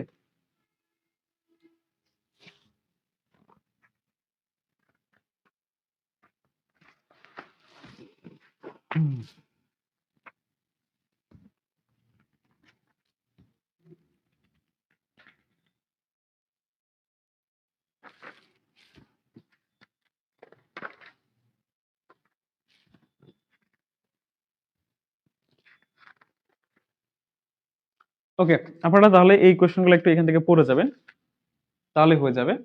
আমি সবগুলোতে তাহলে এখানে গ্রিন হাউস, তাহলে এখানে টোটাল টপিক হচ্ছে 3টা।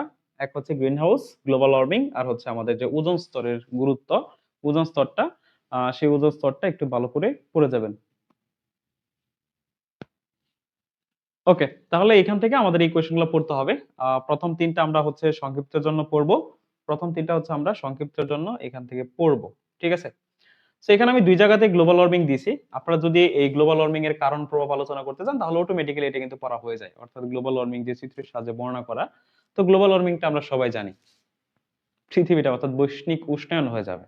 মানে আমরা পৃথিবীর উপরে কি হবে স্যার, কার্বন ডাই অক্সাইডের একটা লেয়ার প্রস্তুত হবে, যেটা কি করে পৃথিবীকে তাপমাত্রা ধরে রাখবে, পৃথিবীর তাপমাত্রাটা বাড়াই দিবে, তাপ ধরে রেখে, যার কারণে পৃথিবীর তাপমাত্রাটা দ্রুত বৃদ্ধি পাবে, যার কারণে মেরু অঞ্চলে বরফ গলে যাবে। ঠিক না? তাহলে একমাত্র গ্রিন হাউস গ্যাসই হচ্ছে কি বলেন তো স্যার?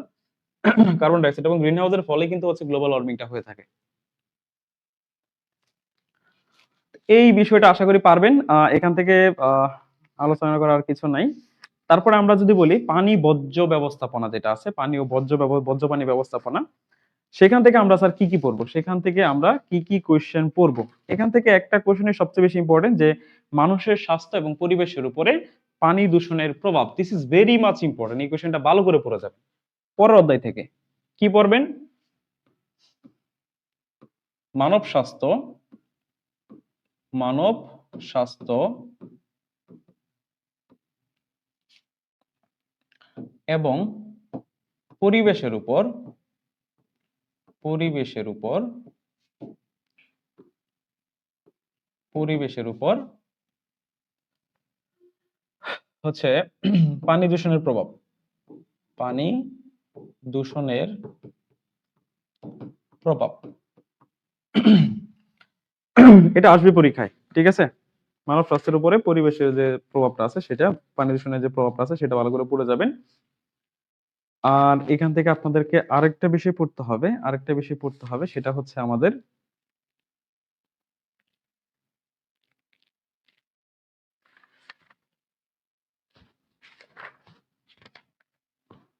ইটিপি কাকে বলে, ইটিপির এগুলো বললেন সেগুলো একটু।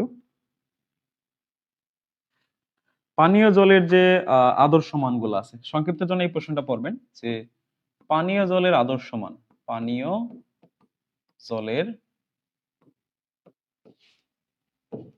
আদর্শ মান, আদর্শ মান সমূহ, অর্থাৎ আপনি ড্রিঙ্কিং ওয়াটার স্ট্যান্ডার্ড, সেটা বাংলাদেশ এবং হচ্ছে WHO, অর্থাৎ ওয়ার্ল্ড হেলথ অর্গানাইজেশন, এবং হচ্ছে বাংলাদেশের যে স্ট্যান্ডার্ডটা আছে সেই স্ট্যান্ডার্ডটা একটু দেখে যাবেন। এই কোশ্চেনটা আমাদের এখান থেকে আসতে পারে। পানীয় জলের যে স্ট্যান্ডার্ডটা আছে সেই স্ট্যান্ডার্ডটা।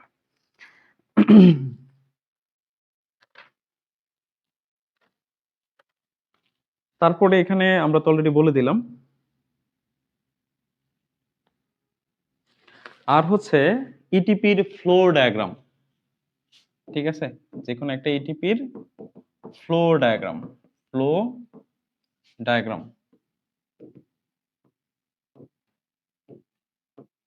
মানে ইটিপির যে ফাংশনটা, সেই ইটিপির আপনি টোটাল ফ্লো ডায়াগ্রামটা অঙ্কন করে দিলেন। এটা সবচেয়ে বেশি ইম্পর্টেন্ট।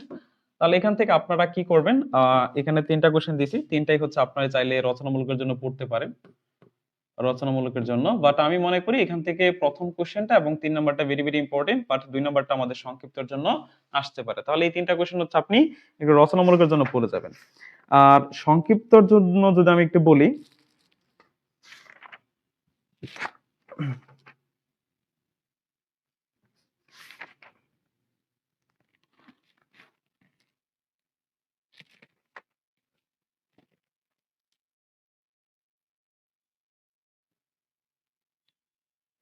পানি দূষণকে কয় ভাগে ভাগ করা যায়, তারপরে ইটিপি বলতে আমরা কি বুঝি, ঠিক আছে? ইটিপির যে শোধন কৌশলটা সেটা কত প্রকার এবং কি কি, সেই বিষয়গুলো একটু পড়ে গেলেন তাহলে আশা করি সেটাই আপনাদের জন্য হবে। তাই মনে করি এখান থেকে আমাদের এইগুলো পড়লেই এনাফ, ঠিক আছে? আচ্ছা, আরেকটা আপনাদেরকে একটু দিয়ে দেই, একটা কোশ্চেন সংক্ষিপ্ত তো পড়ে যাবেন। সেটা হচ্ছে দূষকের প্রকৃতি অনুযায়ী, দূষকের মানে দূষকের প্রকৃতি এবং উদাহরণ সহ পানি দূষণের শ্রেণীবিন্যাস, উদাহরণ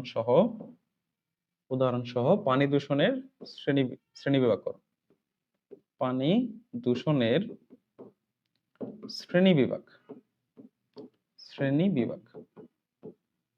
তাহলে আমি মনে করি আপনারা এখান থেকে হচ্ছে এই কোশ্চেনটা সংক্ষিপ্তের জন্য পড়ে যাবেন, এই কোশ্চেনটা সংক্ষিপ্ত, আর হচ্ছে এই যে 2 এবং 1 নম্বরটা, অর্থাৎ এই কোশ্চেন আর এই কোশ্চেন হচ্ছে সংক্ষিপ্ত, আর 1 নম্বর আর 3 নম্বর হচ্ছে আমরা রচনামূলকের জন্য পড়বো। বলেন স্যার, পারবেন এগুলা নাকি কোনো সমস্যা আছে?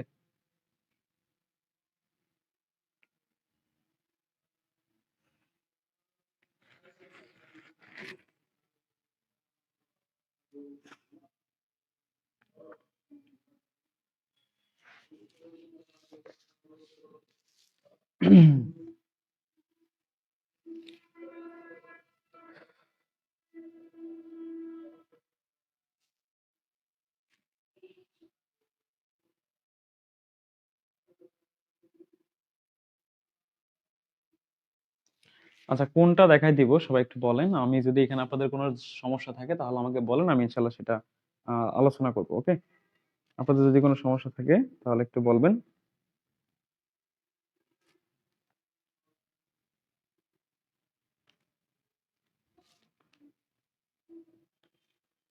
আচ্ছা, ইটিভি হৃদয়নাথ, আমরা ইটিভি নিয়ে আলোচনা করব। ইটিভি ডায়াগ্রামটা, ফ্লো ডায়াগ্রাম ইটিভি। ওকে, আমরা তাহলে হচ্ছে ইটিপি ফ্লো ডায়াগ্রামটা নিয়ে একটু কথা বলি। ইটিপি ফ্লো ডায়াগ্রামটা, ওকে। আমরা একটু দ্রুত যাওয়ার চেষ্টা করবো স্যার, কারণ আমাদের পরবর্তীতে একটা ক্লাস আছে, আপনারা সকলে জানেন। আমরা এখন হচ্ছে ইটিপির ফ্লো ডায়াগ্রামটা নিয়ে একটু কথা বলি। আপনারা বাকি যে প্রশ্নগুলো আছে এগুলো পারবেন। এটাও থিওরিটিক্যাল একটা কোয়েশ্চেন। পানীয় জলের আদর্শ মান, স্ট্যান্ডার্ড ডব্লিউএইচও এবং বাংলাদেশ স্ট্যান্ডার্ড, আর হচ্ছে দূষণের প্রকৃতি অনুযায়ী এবং পানি দূষণের যে শ্রেণী বিভাগটা আছে সেটা আপনারা পারবেন। বাট ইটিপির ফ্লো ডায়াগ্রামটা দেখেন, আমরা একটু ইটিপি নিয়ে কথা বলি শর্টকাটে। ইটিপি মানে হচ্ছে ইফ্লুয়েন্ট ট্রিটমেন্ট প্লান্ট। মানে আমাদের যে সকল ইন্ডাস্ট্রি আছে, ইন্ডাস্ট্রি থেকে যে সকল অবিশুদ্ধ পানি বের হয়, সেই অবিশুদ্ধ পানিগুলোকে ট্রিটমেন্ট করার একটা প্রসেস হচ্ছে, মানে ট্রিটমেন্ট করার একটা প্লান্ট হচ্ছে ইটিপি। তার মানে আমরা ইটিপি দিয়ে কি করি বলেন তো স্যার?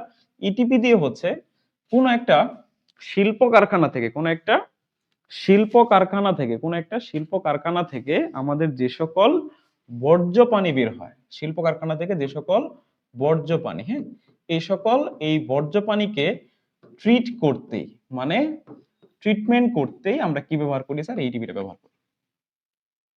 ওকে, তার মানে এইটিপি হচ্ছে একটা প্লান্ট যেখানে শিল্প কারখানা থেকে নির্গত পানিগুলোকে পরিশোধনে ব্যবহৃত হয়ে থাকে বা এটার জন্য নির্মাণ করা হয়ে থাকে।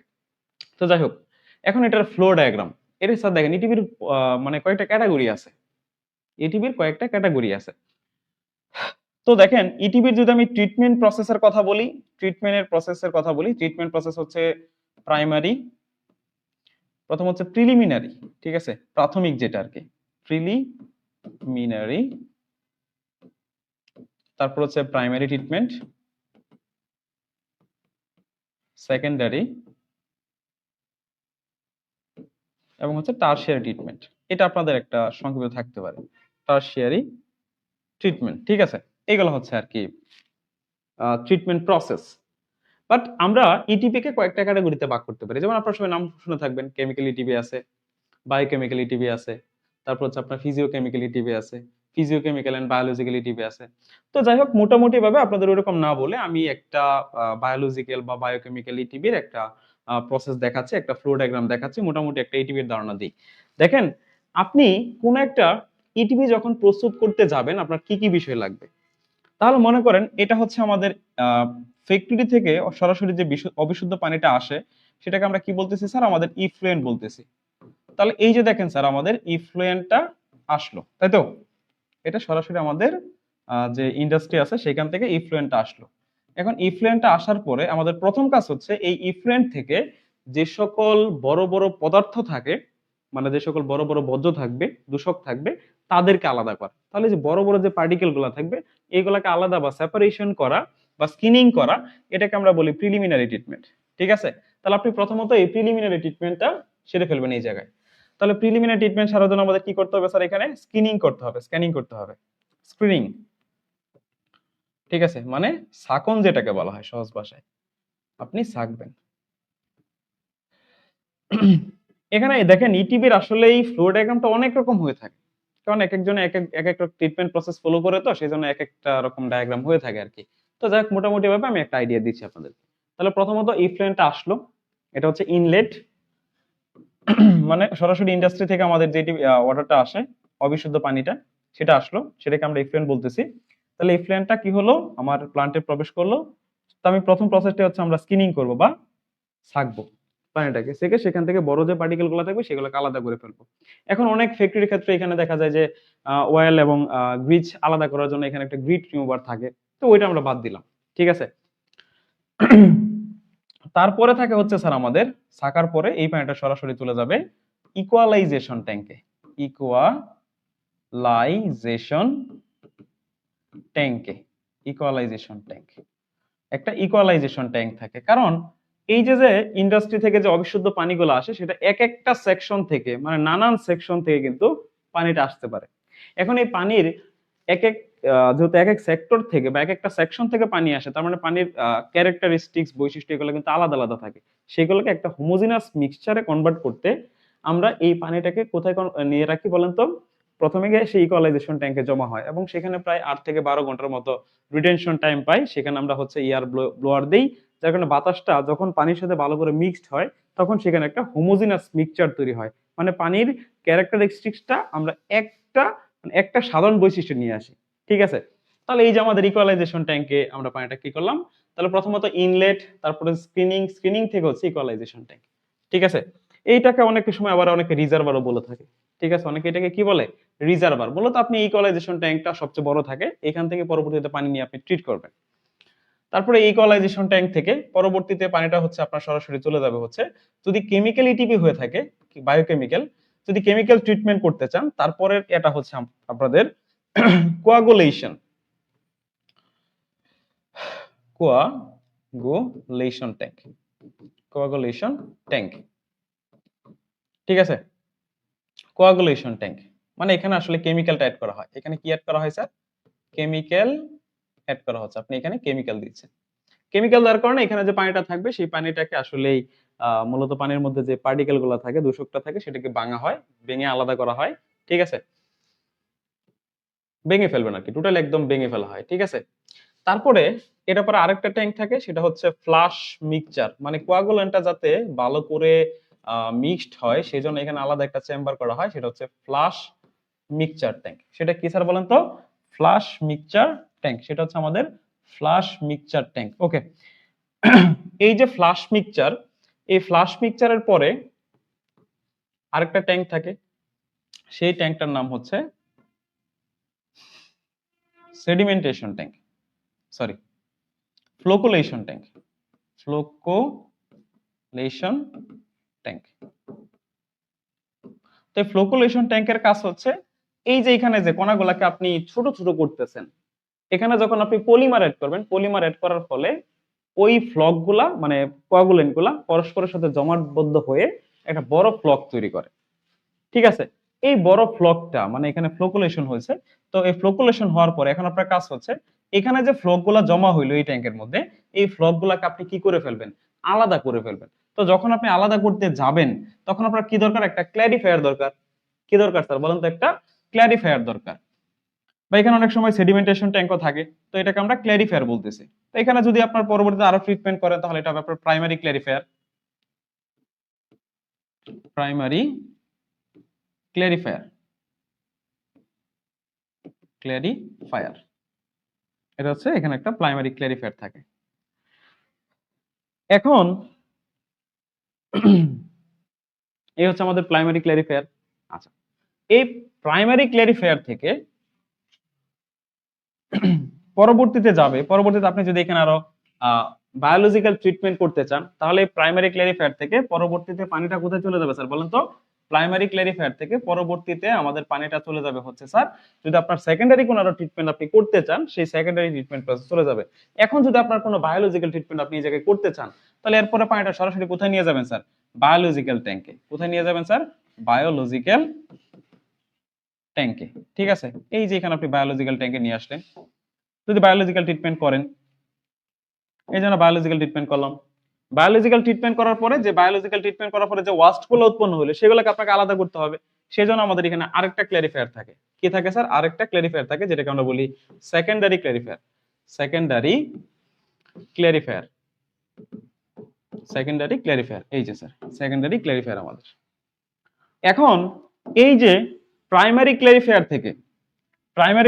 থেকে যে সকল দূষক আপনার বের হইলো, মানে ওয়াস্ট বের হবে, মানে ক্ল্যারিফায়ার মানে কি, আপনি এখান থেকে ওয়াস্ট গুলাকে আলাদা করতেছেন।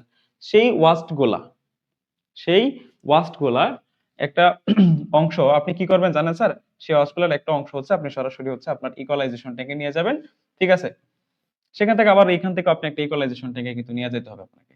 ঠিক আছে? কারণ ট্রিটমেন্ট ছাড়া আপনি কোনো পানি বাহিরে পাস করতে পারবেন না। তা সেকেন্ডারি ক্ল্যারিফায়ার করার পরে, সেকেন্ডারি ক্লারিফিকেশন করার পরে এখান থেকে আমরা কি করি স্যার? প্রাইমারি ক্ল্যারিফায়ার হওয়ার পরে সেই যে ওয়াস্ট গুলা থাকে, সেই ওয়াস্ট গুলা আমরা সরাসরি হচ্ছে সেই ওয়াস্ট গুলা আমরা সরাসরি কোথায় জমা করি জানেন স্যার? প্রাইমারি ক্ল্যারিফায়ার পরে এখানে যে ক্ল্যারিফায়ার হওয়ার পরে এখানে যে স্লাস গুলা থাকবে, সেই স্লাস গুলা আমরা স্লাস ট্যাঙ্কে জমা রাখি। কোথায় জমা রাখি স্যার? স্লাস ট্যাঙ্কে। ঠিক সেম ভাবে এই সেকেন্ডারি ক্ল্যারিফায়ার থেকে যে স্লাস গুলো আসবে, সেই স্লাস গুলো আমরা কোথায় নিয়ে যাব? স্লাস ট্যাঙ্কে নিয়ে যাব। ঠিক আছে? তারপরে এই স্লাস ট্যাঙ্ক থেকে কোন ইউনিটে নিয়ে যেতে হবে? স্লাস থিকেনিং স্লাস থিকেনিং ট্যাঙ্কে বা ইউনিটে নিয়ে যেতে হবে। তারপর সেখান থেকে আপনি স্লাস গুলাকে কি করবেন? আলাদা করবেন। ঠিক আছে? সেখান থেকে পরবর্তী আপনি কি করবেন?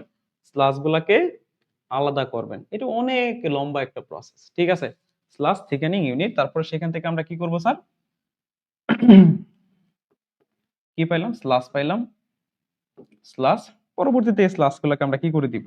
ডিপোজিট করে দেব। স্লাস ডিপোজিট করে দেব। ঠিক আছে? মানে ডিকম্পোজ করে দিব।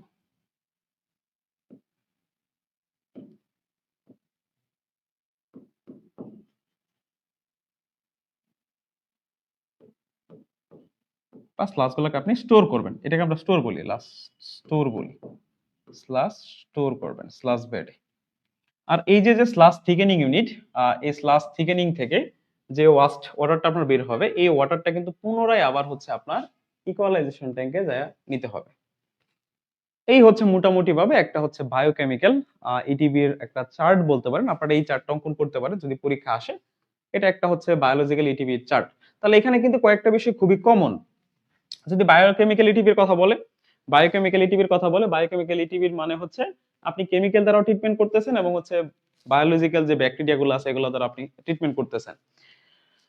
সো প্রথমত ইফ্লুয়েন্ট স্ক্যানিং, স্ক্রিনিং, তারপর equalization tank, coagulation tank, flash mixture, flocculation tank, সেখান থেকে প্রাইমারি ক্ল্যারিফায়ার, সেখান থেকে হচ্ছে বায়োলজিক্যাল ট্যাঙ্ক, তারপর হচ্ছে সেকেন্ডারি ক্ল্যারিফায়ার, তারপর সেখান থেকে মানে কোথায় চলে ও সেকেন্ডারি ক্ল্যারিফায়ার থেকে পরবর্তীতে আপনি সরাসরি হচ্ছে আচ্ছা এখানে আরেকটা ইউনিট আপনি অ্যাড করতে পারেন। সেটা হচ্ছে প্রাইমারি ক্ল্যারিফায়ার থেকে যখন সেকেন্ডারি ক্ল্যারিফায়ারে যায় এর মাঝখানে একটা ইউনিট দিতে হয়, পিএইচ কন্ট্রোল ইউনিট। মানে পিএইচটা কন্ট্রোল করে না দিলে আপনার এই অনেক ব্যাকটেরিয়া মারা যেতে পারে। ঠিক আছে? সেজন্য আসলে এখানে একটা পিএইচ কন্ট্রোল ইউনিট থাকে। তারপর আপনি হচ্ছে এরেশন দিতে পারেন, post aeration tank, post aeration tank. ঠিক আছে? এই যে আমাদের পোস্ট এরেশন ট্যাঙ্কে পরবর্তীতে হচ্ছে সরাসরি আউটলেট, মানে আপনি পানিটা ছেড়ে দিলেন। ওকে, এই হচ্ছে আর কি টোটাল প্রসেসটা। আর এটা হচ্ছে স্লাজের প্রসেস, আর এটা হচ্ছে আপনি এখান থেকে পানিটা সরাসরি ছেড়ে দিয়েছেন আউটলেটে। তো মোটামুটি ভাবে এই হচ্ছে আমাদের একটা ইটিভির flow diagram, A to Z একটা ফ্লো ডায়াগ্রাম।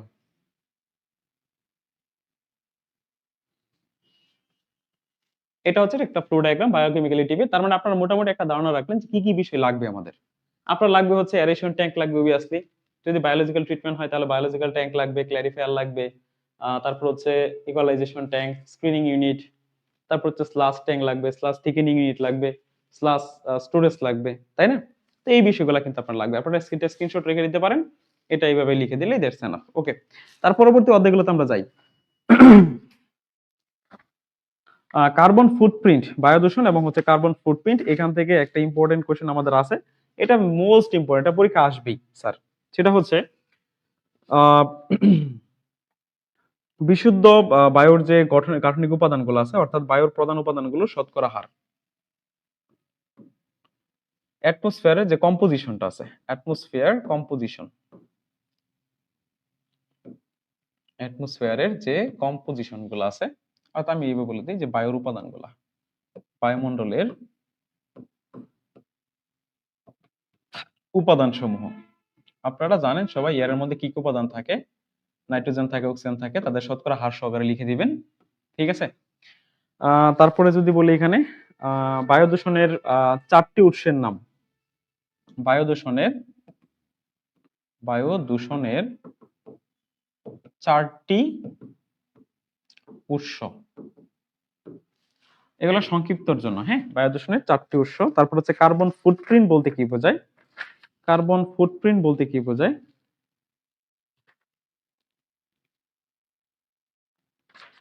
বায়ু দূষণের 4টি উৎস না লিখে বায়ু দূষণের সরাসরি উৎস লিখে দেন। বায়ু দূষণের উৎস সমূহ লিখো, উৎস সমূহ লেখো। এখানে উৎসগুলো হইতে পারে ম্যানমেড এবং ন্যাচারাল। ঠিক আছে, অর্থাৎ কৃত্রিম এবং প্রাকৃতিক ইনক্লুডেড। হ্যাঁ, কৃত্রিম ও যে প্রাকৃতিক উৎসগুলো আছে আপনারা সকলে জানেন। বায়ু দূষণের কিছু কৃত্রিম সোর্স আছে, আর্টিফিশিয়াল সোর্স এন্ড হচ্ছে বা ম্যানমেড সোর্স এন্ড হচ্ছে ন্যাচারাল কিছু সোর্স আছে সেটা। তারপরে এখান থেকে আমরা আরো কিছু পড়তে পারি। এটা হচ্ছে আপনারা এখানে কার্বন ফুটপ্রিন্টটা পড়ে যাবেন। হ্যাঁ, কার্বন ফুটপ্রিন্ট, কার্বন ফুটপ্রিন্ট আপনাদের অবশ্যই পড়তে হবে। কার্বন ফুটপ্রিন্টটা অবশ্যই আপনাদেরকে পড়তে হবে। কার্বন ফুটপ্রিন্ট, কার্বন ফুটপ্রিন্টটা কাকে বলে এটা একটু পড়ে যাবেন। কার্বন ফুটপ্রিন্টটা, ঠিক আছে।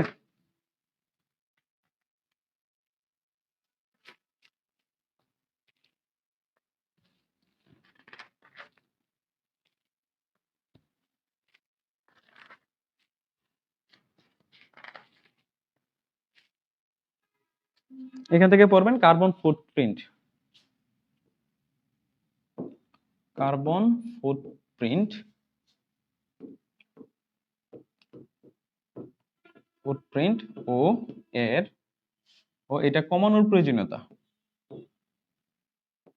কার্বন ফুটপ্রিন্ট কমানোর প্রয়োজনীয়তা লেখা।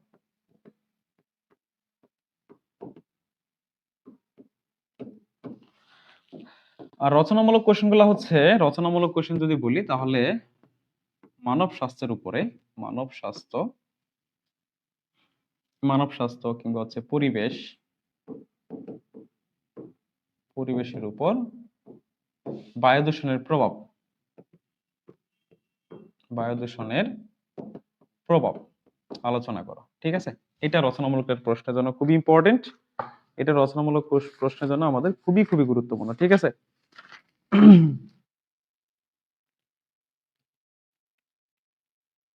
অর্থাৎ মানব স্বাস্থ্য এবং হচ্ছে পরিবেশের উপরে বায়ু দূষণের প্রভাব, এই রচনামূলকটা ভেরি ভেরি ইম্পর্টেন্ট। এটা ভালো করে পড়ে যাবেন। এই একটাই রচনামূলক দিলাম, আর এখান থেকে এই 3টা সংক্ষিপ্ত পড়ে যাবেন। এই 3টা সংক্ষিপ্ত আপনারা একটু পড়ে যাবেন। ঠিক আছে, এই 3টা একটু সংক্ষিপ্ত পড়ে যাবেন। তাহলে এই 3টা হচ্ছে সংক্ষিপ্ত, আর এই একটা হচ্ছে রচনামূলক, যে মানব স্বাস্থ্য এবং পরিবেশের উপরে আমাদের বায়ু দূষণ কি কি ইফেক্ট ফেলে। তারপর আসুন শব্দ দূষণ। এখান থেকে খুব অল্প কয়েকটা কোশ্চেন আমরা দিব। যেমন আপনি শব্দ দূষণ থেকে কি কি প্রশ্ন পড়তে পারেন দেখেন। আমরা শব্দ দূষণ থেকে যে সকল প্রশ্ন পড়ব,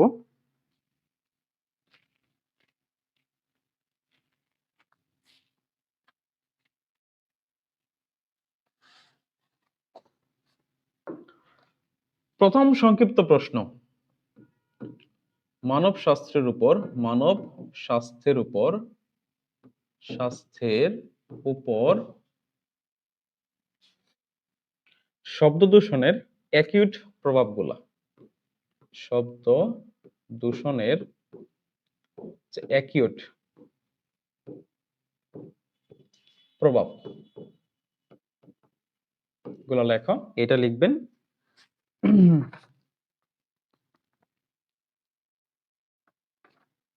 তারপর হচ্ছে শব্দ তীব্রতা পরিমাপের একক কি ব্যাখ্যা করো। শব্দ পরিমাপের একক কি ব্যাখ্যা করো। শব্দ পরিমাপের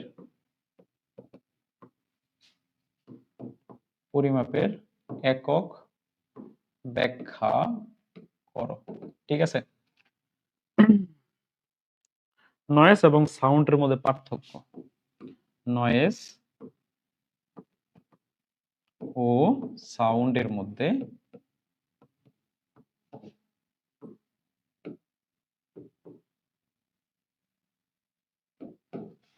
তিনটা পড়বেন। এখান থেকে 3টা পড়লে চলবে। এই 3টা পড়বেন হচ্ছে আপনারা সংক্ষিপ্ত প্রশ্নের জন্য। আর শব্দ দূষণের উৎসের গুলা, হ্যাঁ, শব্দ দূষণের উৎস, শব্দ দূষণের উৎস সমূহ। চারটা তাহলে সংক্ষিপ্ত জন্য পড়বেন, এটা হচ্ছে আর দুইটা রচনামূলক পড়বেন এখান থেকে। দুইটা রচনামূলক, মানব স্বাস্থ্যের উপরে শব্দ দূষণের প্রভাব, মানব স্বাস্থ্যের উপরে শব্দ দূষণের প্রভাব, মানব স্বাস্থ্যের উপর শব্দ দূষণের প্রভাব, এটা পড়বেন, হ্যাঁ। আরেকটা কোশ্চেন পড়তে পারেন এখানে যে শিল্পের শব্দ দূষণ নিয়ন্ত্রণে যে সকল প্রকৌশল ব্যবস্থা সম্পর্কে এটা আলোচনা করো।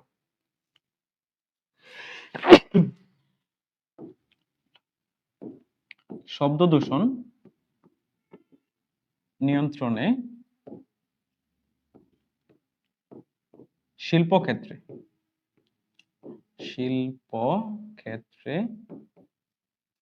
প্রকৌশল ব্যবস্থা সমূহ, প্রকৌশল ব্যবস্থা, এটা তাহলে এই দুইটা কোশ্চেন আমরা রচনামূলকের জন্য শিখবো। আর বাকি যে বিষয়গুলো আছে, বাকি যে চারটা কোশ্চেন, এগুলো আপনার একটু সংক্ষিপ্ত জানা পড়ে যাবে। এখান থেকে 6টা কোশ্চেন পড়লে আপনার হয়ে যাবে, এগুলো হচ্ছে আপনার 6টা পড়লেই হয়ে যাবে, ঠিক আছে? পারবেন কিনা একটু বলেন সবাই। পরদায় চলেন আমরা মৃত্তিকা দূষণ, মৃত্তিকা দূষণের থেকে আমরা যে বিষয়টা পড়বো, মৃত্তিকা দূষণ কিভাবে নিয়ন্ত্রণ করা যায়, ঠিক আছে? মৃত্তিকা দূষণের যে নিয়ন্ত্রণ, এটা একটু ভালো করে পড়তে হবে আমাদের, ঠিক আছে? এখান থেকে আরো পড়তে পারেন হিউমাস কাকে বলে, অতি সংক্ষিপ্তের জন্য হিউমাস কাকে বলে, হিউমাস কি, মৃত্তিকা কাকে বলে, আহ দূষণের প্রকৃতি অনুযায়ী আপনার মৃত্তিকার যে প্রকারভেদ গুলা,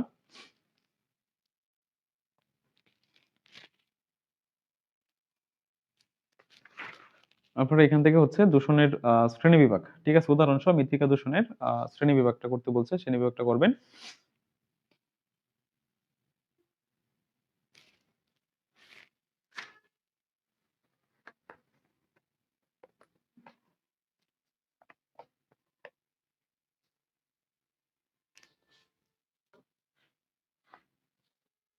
দেখেন আমি এখানে প্রথমত কয়েকটা রচনামূলক প্রশ্ন লিখতেছি।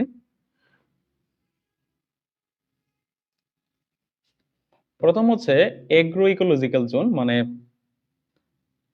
বাংলাদেশে কৃষি প্রতিবেশ এলাকা তালিকা লেখা, এরকম বলতে পারে।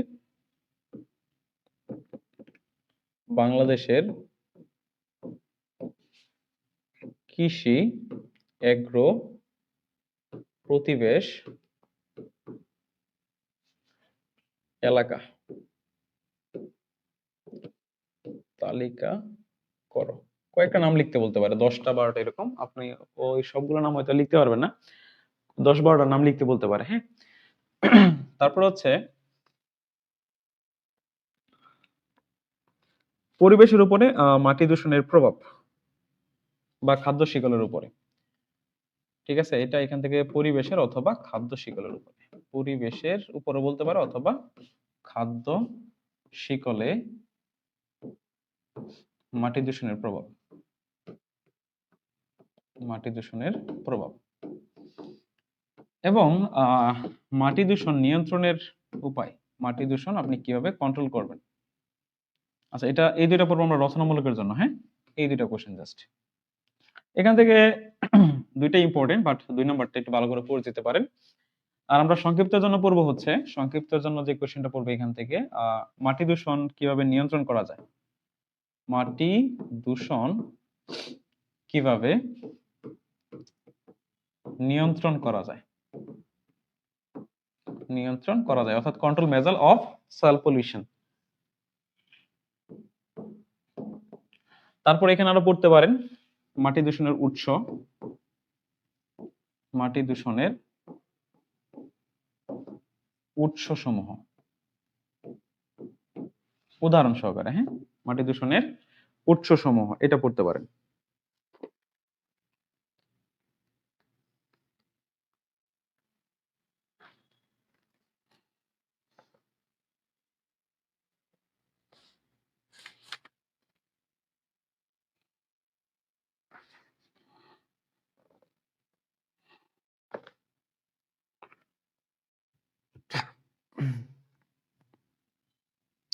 আর এখানে একটা চিত্র আছে, একটা ফ্লো ডায়াগ্রাম, ঠিক আছে। জীব সংক্রান্ত দূষণের ফ্লো ডায়াগ্রাম, জীব সংক্রান্ত দূষণের প্রবাহ চিত্র। এই তিনটা থেকে যে কোনটা কোশ্চেন আপনারা পাবেন ইনশাআল্লাহ, আশা করা যায়। এখান থেকে 2 নাম্বারটা বেশি ইম্পর্টেন্ট, যে মাটি দূষণের উৎসসমূহ। পারবেন কিনা একটু বলেন। তারপর হচ্ছে সলিড ওয়েস্ট ম্যানেজমেন্ট বা কঠিন বর্জ্য ব্যবস্থাপনা, কঠিন বর্জ্য ব্যবস্থাপনা, কঠিন বর্জ্য ব্যবস্থাপনা। এখান থেকে বর্জ্যের শ্রেণী বিভাগ, ভেরি মাচ ইম্পর্টেন্ট, বর্জ্যের শ্রেণী বিভাগ, ঠিক আছে। বিপজ্জনক বর্জ্যের বৈশিষ্ট্য সমূহ, বিপজ্জনক বর্জ্যের যে বৈশিষ্ট্য আছে, পরবর্তী অধ্যায় সলিড ওয়েস্ট ম্যানেজমেন্ট। এখান থেকে হচ্ছে বিপজ্জনক বর্জ্যের বৈশিষ্ট্য বা বিপজ্জনক বর্জ্য বলতে আপনি কি বুঝেন। 2 নম্বর হচ্ছে কঠিন বর্জ্য ব্যবস্থাপনা কি, কঠিন বর্জ্য ব্যবস্থাপনা ব্যবস্থাপনা বলতে কি বোঝা। এটা সংক্ষিপ্ত আসতে পারে, রচনা অতি সংক্ষিপ্ত আসতে পারে। তারপর হচ্ছে কঠিন বর্জ্য ব্যবস্থাপনা বলতে কি বোঝায়। আরেকটা যে কথাটা বললাম এখান থেকে, হ্যাঁ, কঠিন বর্জ্যের শ্রেণী বিভাগ, কঠিন বর্জ্যের শ্রেণী বিভাগ, শ্রেণী বিভাগ, এইটা কঠিন বর্জ্যের শ্রেণী বিভাগ সমূহ।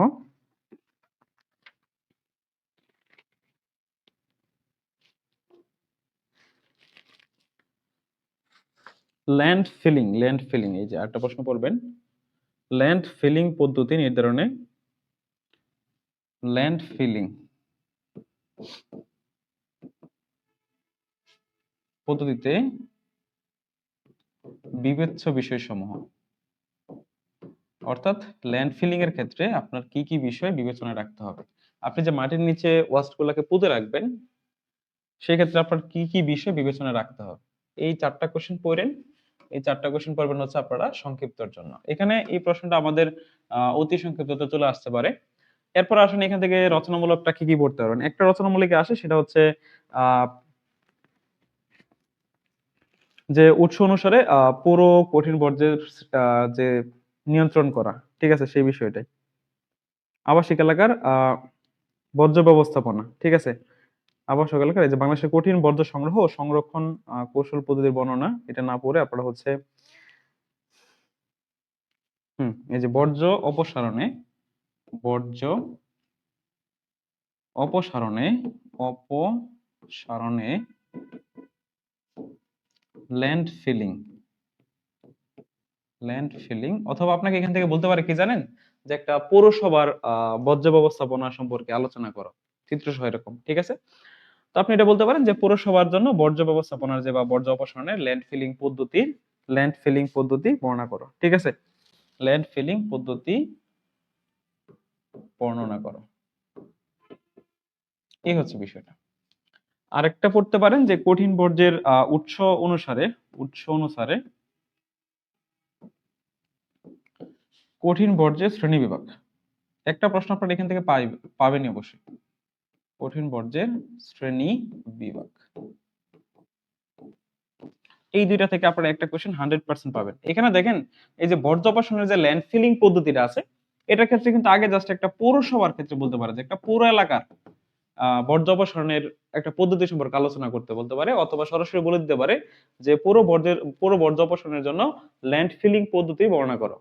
আরেকটা হচ্ছে উৎস অনুসারে কঠিন বর্জ্যের শ্রেণী বিভাগ। যদি আপনি এই 2 নাম্বারটা পড়েন তাহলে আশা করি যে এখানে আমি 1 নাম্বারটা দিছি না, 3 নাম্বারটা দিছি না, এই 3 নাম্বারটা পড়ার প্রয়োজন নাই, ঠিক আছে। তার মানে এই 2 নাম্বারটা পড়লে 3 নাম্বারটা অটোমেটিক্যালি কভার হয়ে যাবে। পারবেন কিনা একটু বলেন স্যার। পারবো?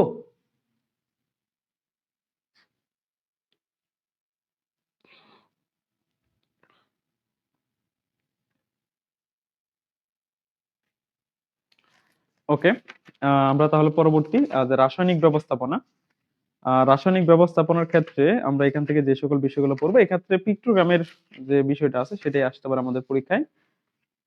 বা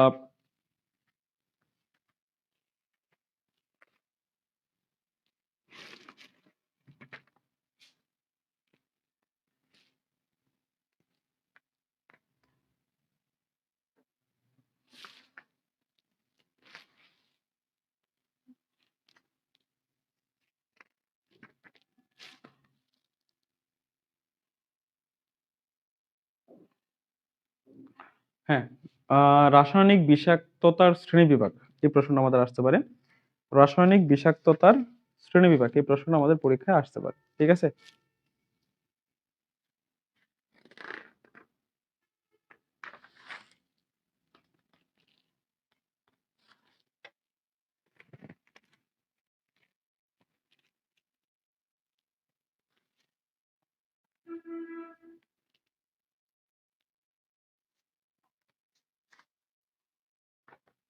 আমি এখান থেকে আপনাদেরকে দুইটা কোশ্চেন দিচ্ছি, দেখেন, রচনামূলক রাসায়নিক ব্যবস্থাপনার। ১ নাম্বার হচ্ছে ব্যক্তিগত সুরক্ষামূলক সরঞ্জাম বা পিপি এর কার্যকারিতা। রাসায়নিক ব্যবস্থাপনায় পিপি এর কার্যকারিতা। রাসায়নিক ব্যবস্থাপনায় পিপি এর কার্যকারিতা।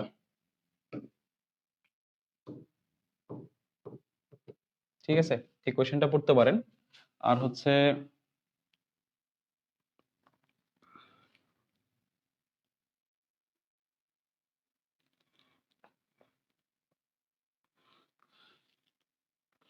রাসায়নিক পদার্থ পৃথকীকরণ ও সংরক্ষণের নীতিসমূহ বর্ণনা করো।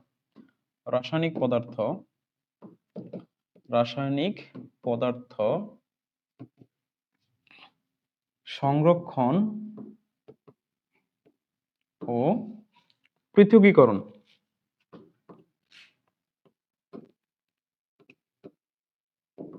নীতি বর্ণনা করো। জাস্ট এই দুইটা রচনামূলক পড়বেন। হ্যাঁ,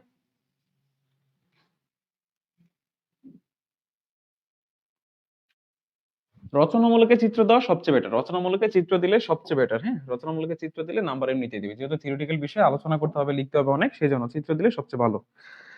আর আমরা তারপরে এখান থেকে সংক্ষিপ্ত প্রশ্নের জন্য কি কি বলছিলাম, সংক্ষিপ্তের জন্য পড়তে হবে এখানে আমাদের যে রাসায়নিক বিষাক্ততার শ্রেণীবিভাগ।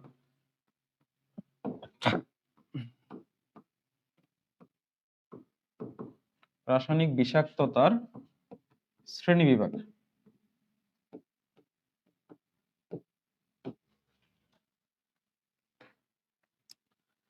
আরেকটা কোশ্চেন আছে এখানে আমাদের, যেটা হচ্ছে হায়ারার্কি কন্ট্রোল।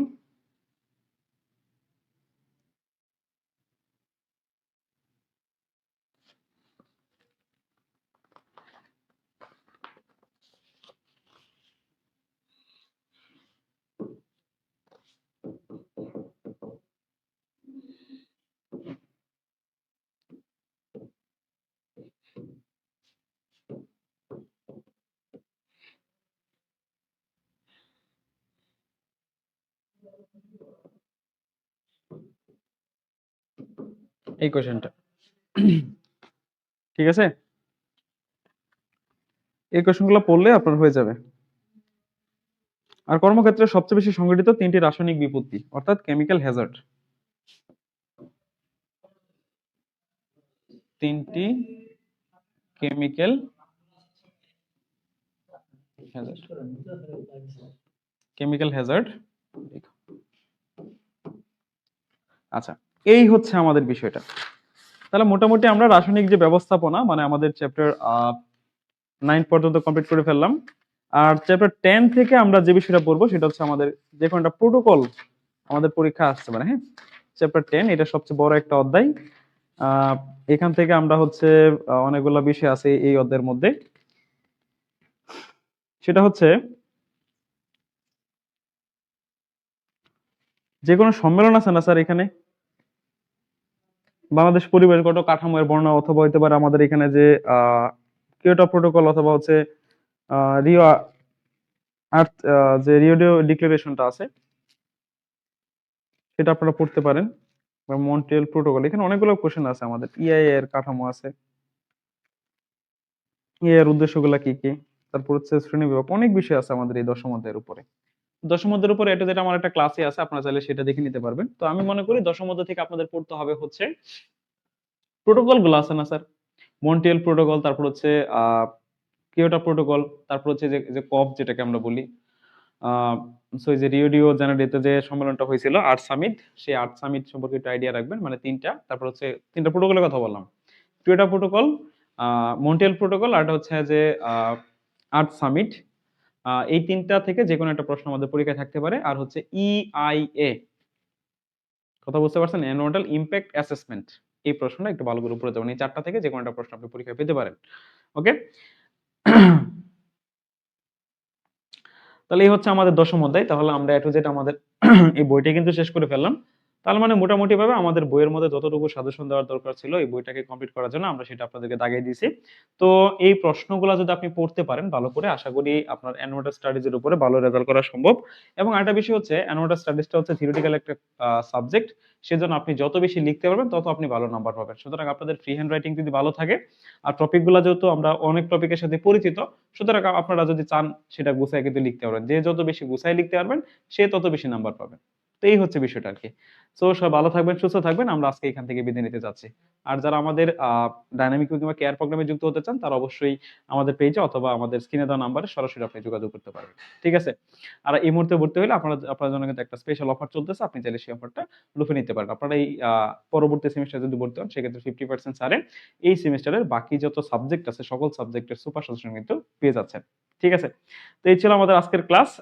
ইনশাল্লাহ আমরা সামনের ক্লাসে আপনাদের সাথে আবারও দেখা হবে। সে পর্যন্ত সব ভালো থাকবেন, সুস্থ থাকবেন। আল্লাহ হাফেজ।